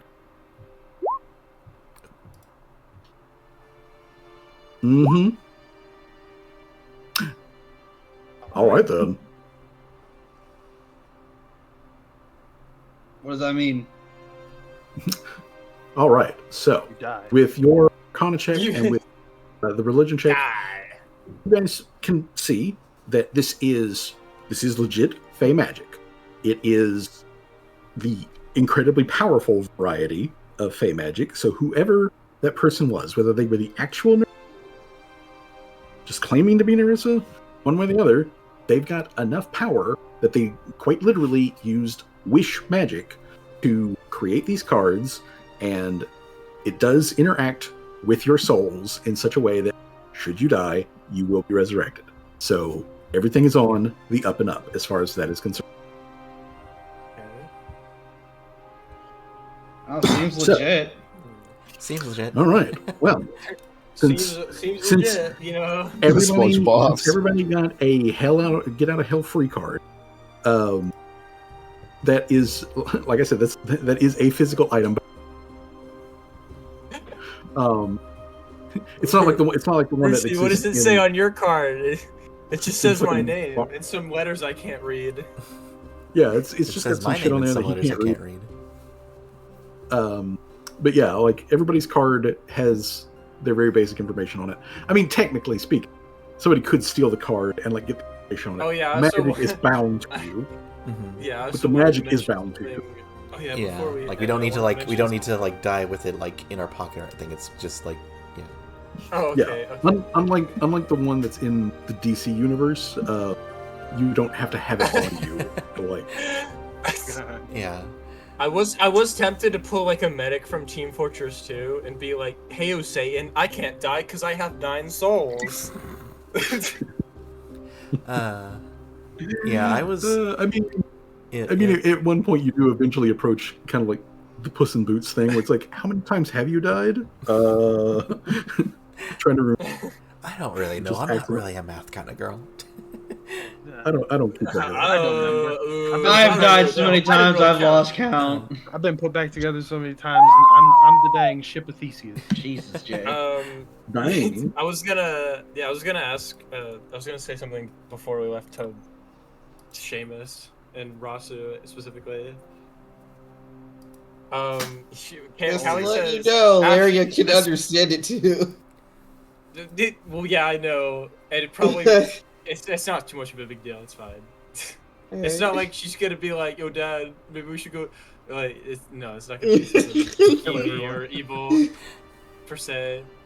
I'm just saying, if you want Laria to, I guess, not hear, just letting you know, like, hey.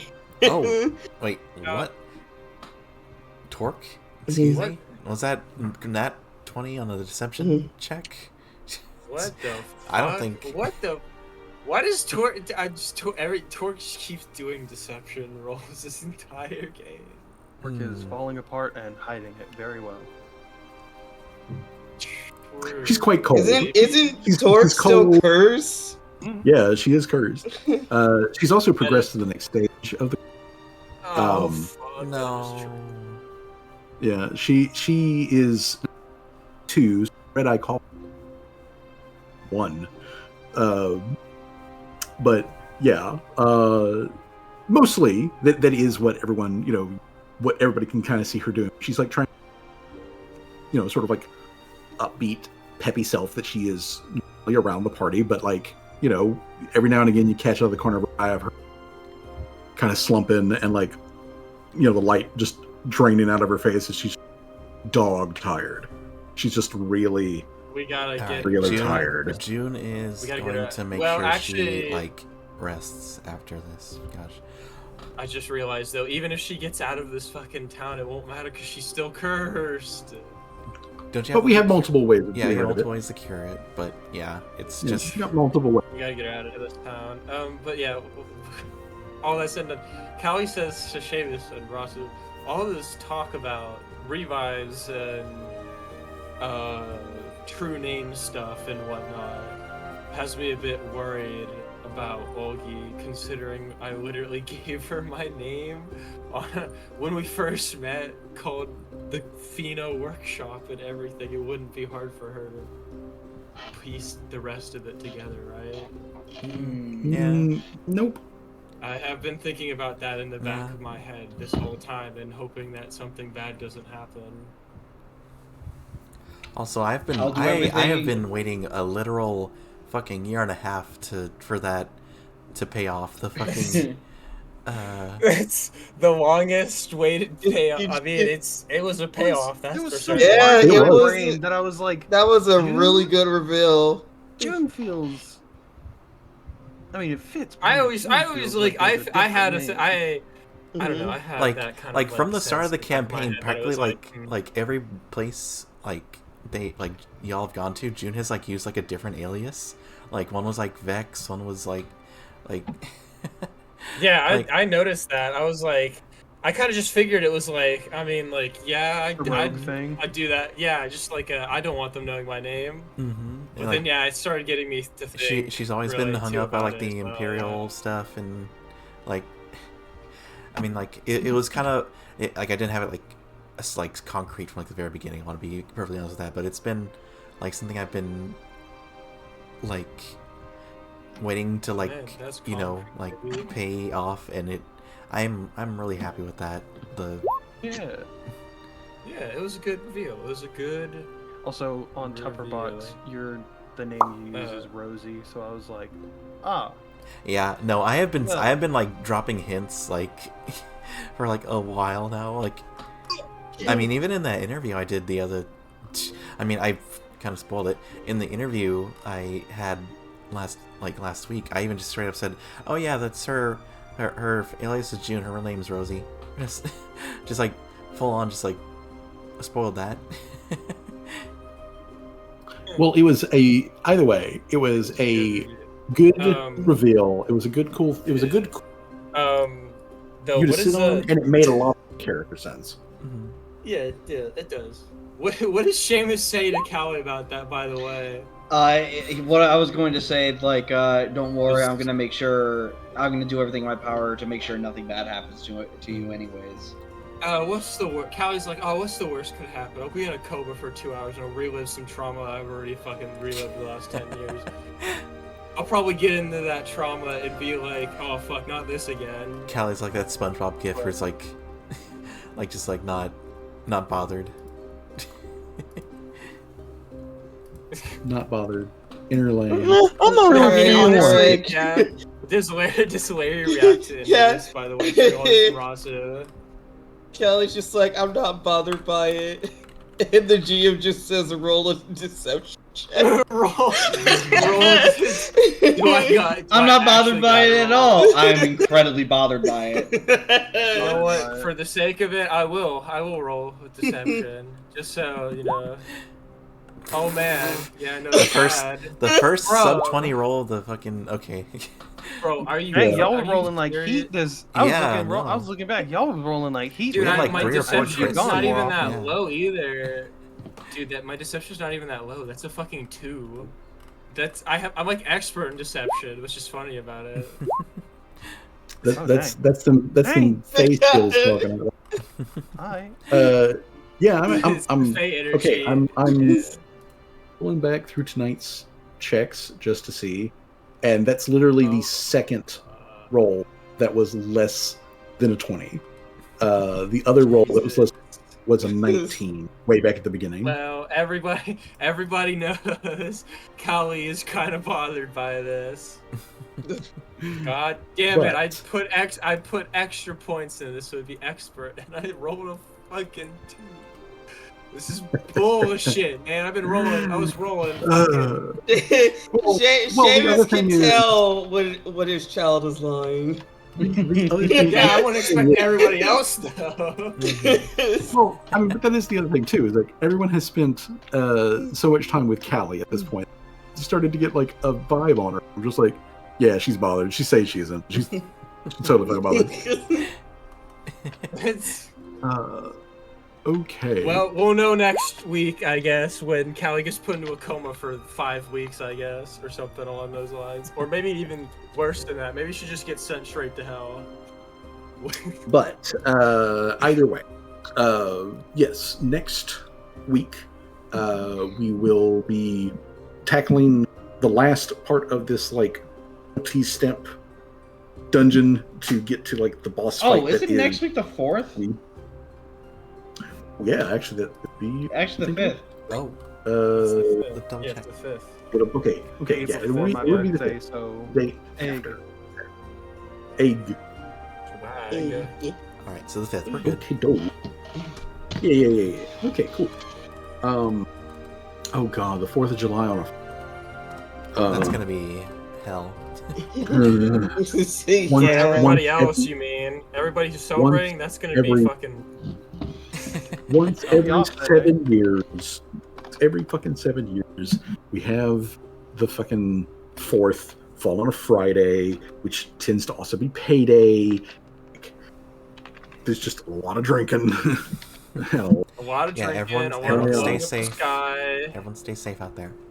A lot of carrying on. But anywho, as always, to thank everybody for showing up, for putting up with my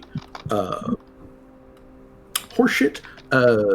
I do want to go ahead and tell you that like the whole thing with the coffin and Rissa and all that sort of stuff, I did actually already have that like planned as like a thing inserted into the game, and this just seemed like the fucking perfect time to do it. So oh yeah, I love that. I love that part where like June like trying to change the subject from the invitation in air quotes to be like oh hey because I was gonna ask Jamal to like sniff if there was anything like buried, but that was funny. That was good timing. It was good check.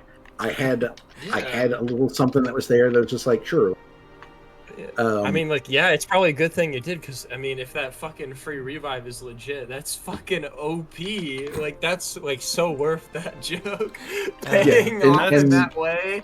And it is, and it is a one-time thing. It is a very special to use like party thing.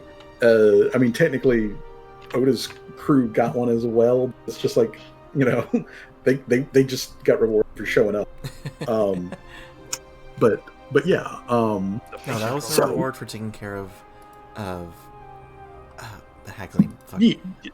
Sverga. Sverga, yeah. Sverga. Yeah, they took care of Sverga. So 2/3 of this hag coven has been crushed. We're going after the last third, and of course the last third is the biggest. So that's where we're going next. Just that everyone's aware. The way that I envision this happening, we handle what we need to at the beginning of the session. You guys go over to the Copper Depths, navigate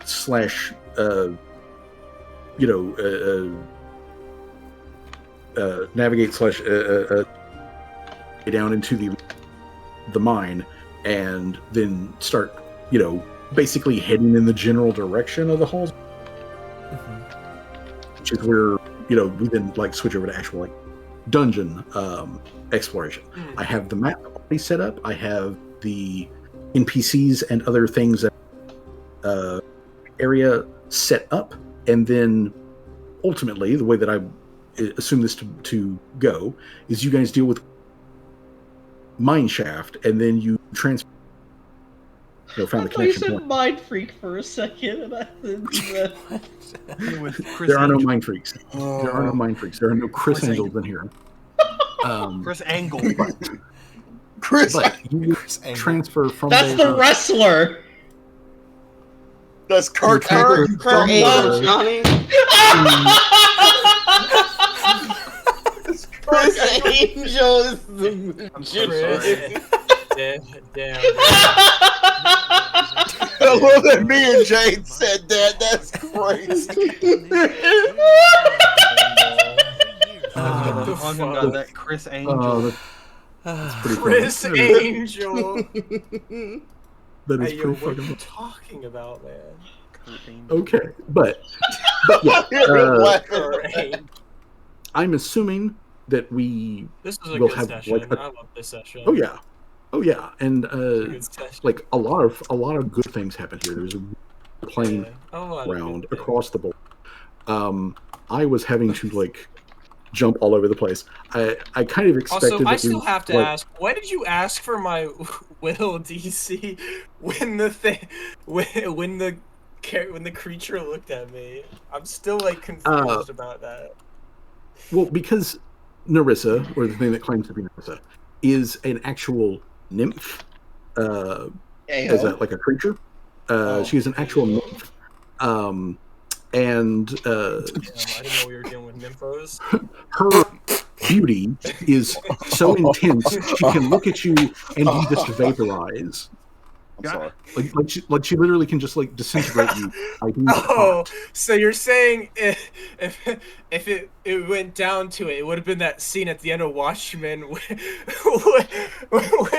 where fucking Rorschach gets disintegrated?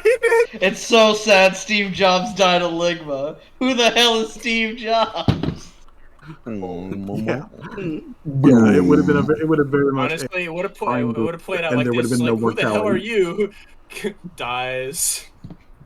But yeah, nymphs have basically a gaze attack where they just hit you with the fucking Zoolander, the camera zoom in. Bro, I swear to God, dude, Fuzzy, if you killed Callie that way by giving me the Zoolander stare and then fucking Callie bursting into 1,000 fucking cells, I would have been so pissed.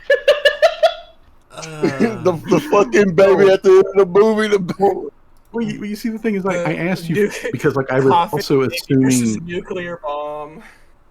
I was also assuming when I asked for it, I was assuming because I was going over to stat block to check, but I was assuming that it was a active thing that she has to do. It's not. It's actually the other way. You would have to pass her saving throw, not her make a check versus yours. Kind of thing. God. Thank God. Just okay. So I just decided to drop it and just have her be like tense, like where she's like just like looking at you intensely, like, "Fucking time is it? Tell me now, more." What year is it? Damn, I hate fish.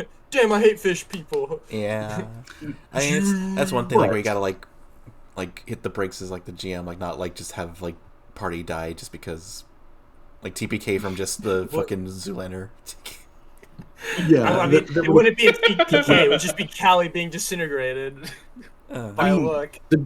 Her DCs for her stuff is literally Dude, a 50? Yeah, for some of those checks, just to figure out who she was, there'd be no way, man. We'd die. Yeah, no, like I think I would. Not even a crit would save me from that. Yeah, she is a level 23 creature. So like she is no joke up there in the power scale. But yeah, like I said, that was a thing that I had already like planned, like as a thing that you guys would find somewhere at some point. It's part of its own like subplot that we might never. Hey, and you let her out. It all stemmed from a joke too. Just hey yo, Jamal, use your nose, man. And no, maybe we found a guy. Who knows? And Jamal was like, "I smell hot elven bitches." But yeah, so in my area. Yeah, they were actually in your area. So, anyways, all of that aside, like always, thank you guys for showing up and putting up with my crap. When we do come back together next time, it's going to be the final dungeon push for this. I know that this was a very good role-playing break from that, but we got one last little combat section to like clear out, and then we are done with this shit, and we can go home. I'm so ready. This is gonna be so much fun. I'm so I am looking forward to it. I have had a lot of fun. Go ahead and tell you guys, I have had a lot of fun building this section of the campaign, and like the fact that this is completely player driven, and that guys decided to go interact with, and I'm, kind of like, I'm setting things up, but I am also like, reacting to what you guys want to do. That's something. It has been very enjoyable for me as a DM on just like the other side of the screen, building things. Like I do sometimes feel like that Wallace and Gromit meme where he's like laying down the train tracks directly in front of himself. But it's fun. It's fun, and I'm having a blast. And you guys make it all more enjoyable every single time. And I'm glad that even though we only had danger for a short minute, and there was a little bit of like wibbliness at the beginning on whether or not we would have June. This was a really good game. It was a really good session. Thank you for showing up, and I hope that you guys have a wonderful evening. Yeah. Have a good night, everybody. Good night, everybody. Good night, everybody. Good night. Good night. Jay, get on Payday 2.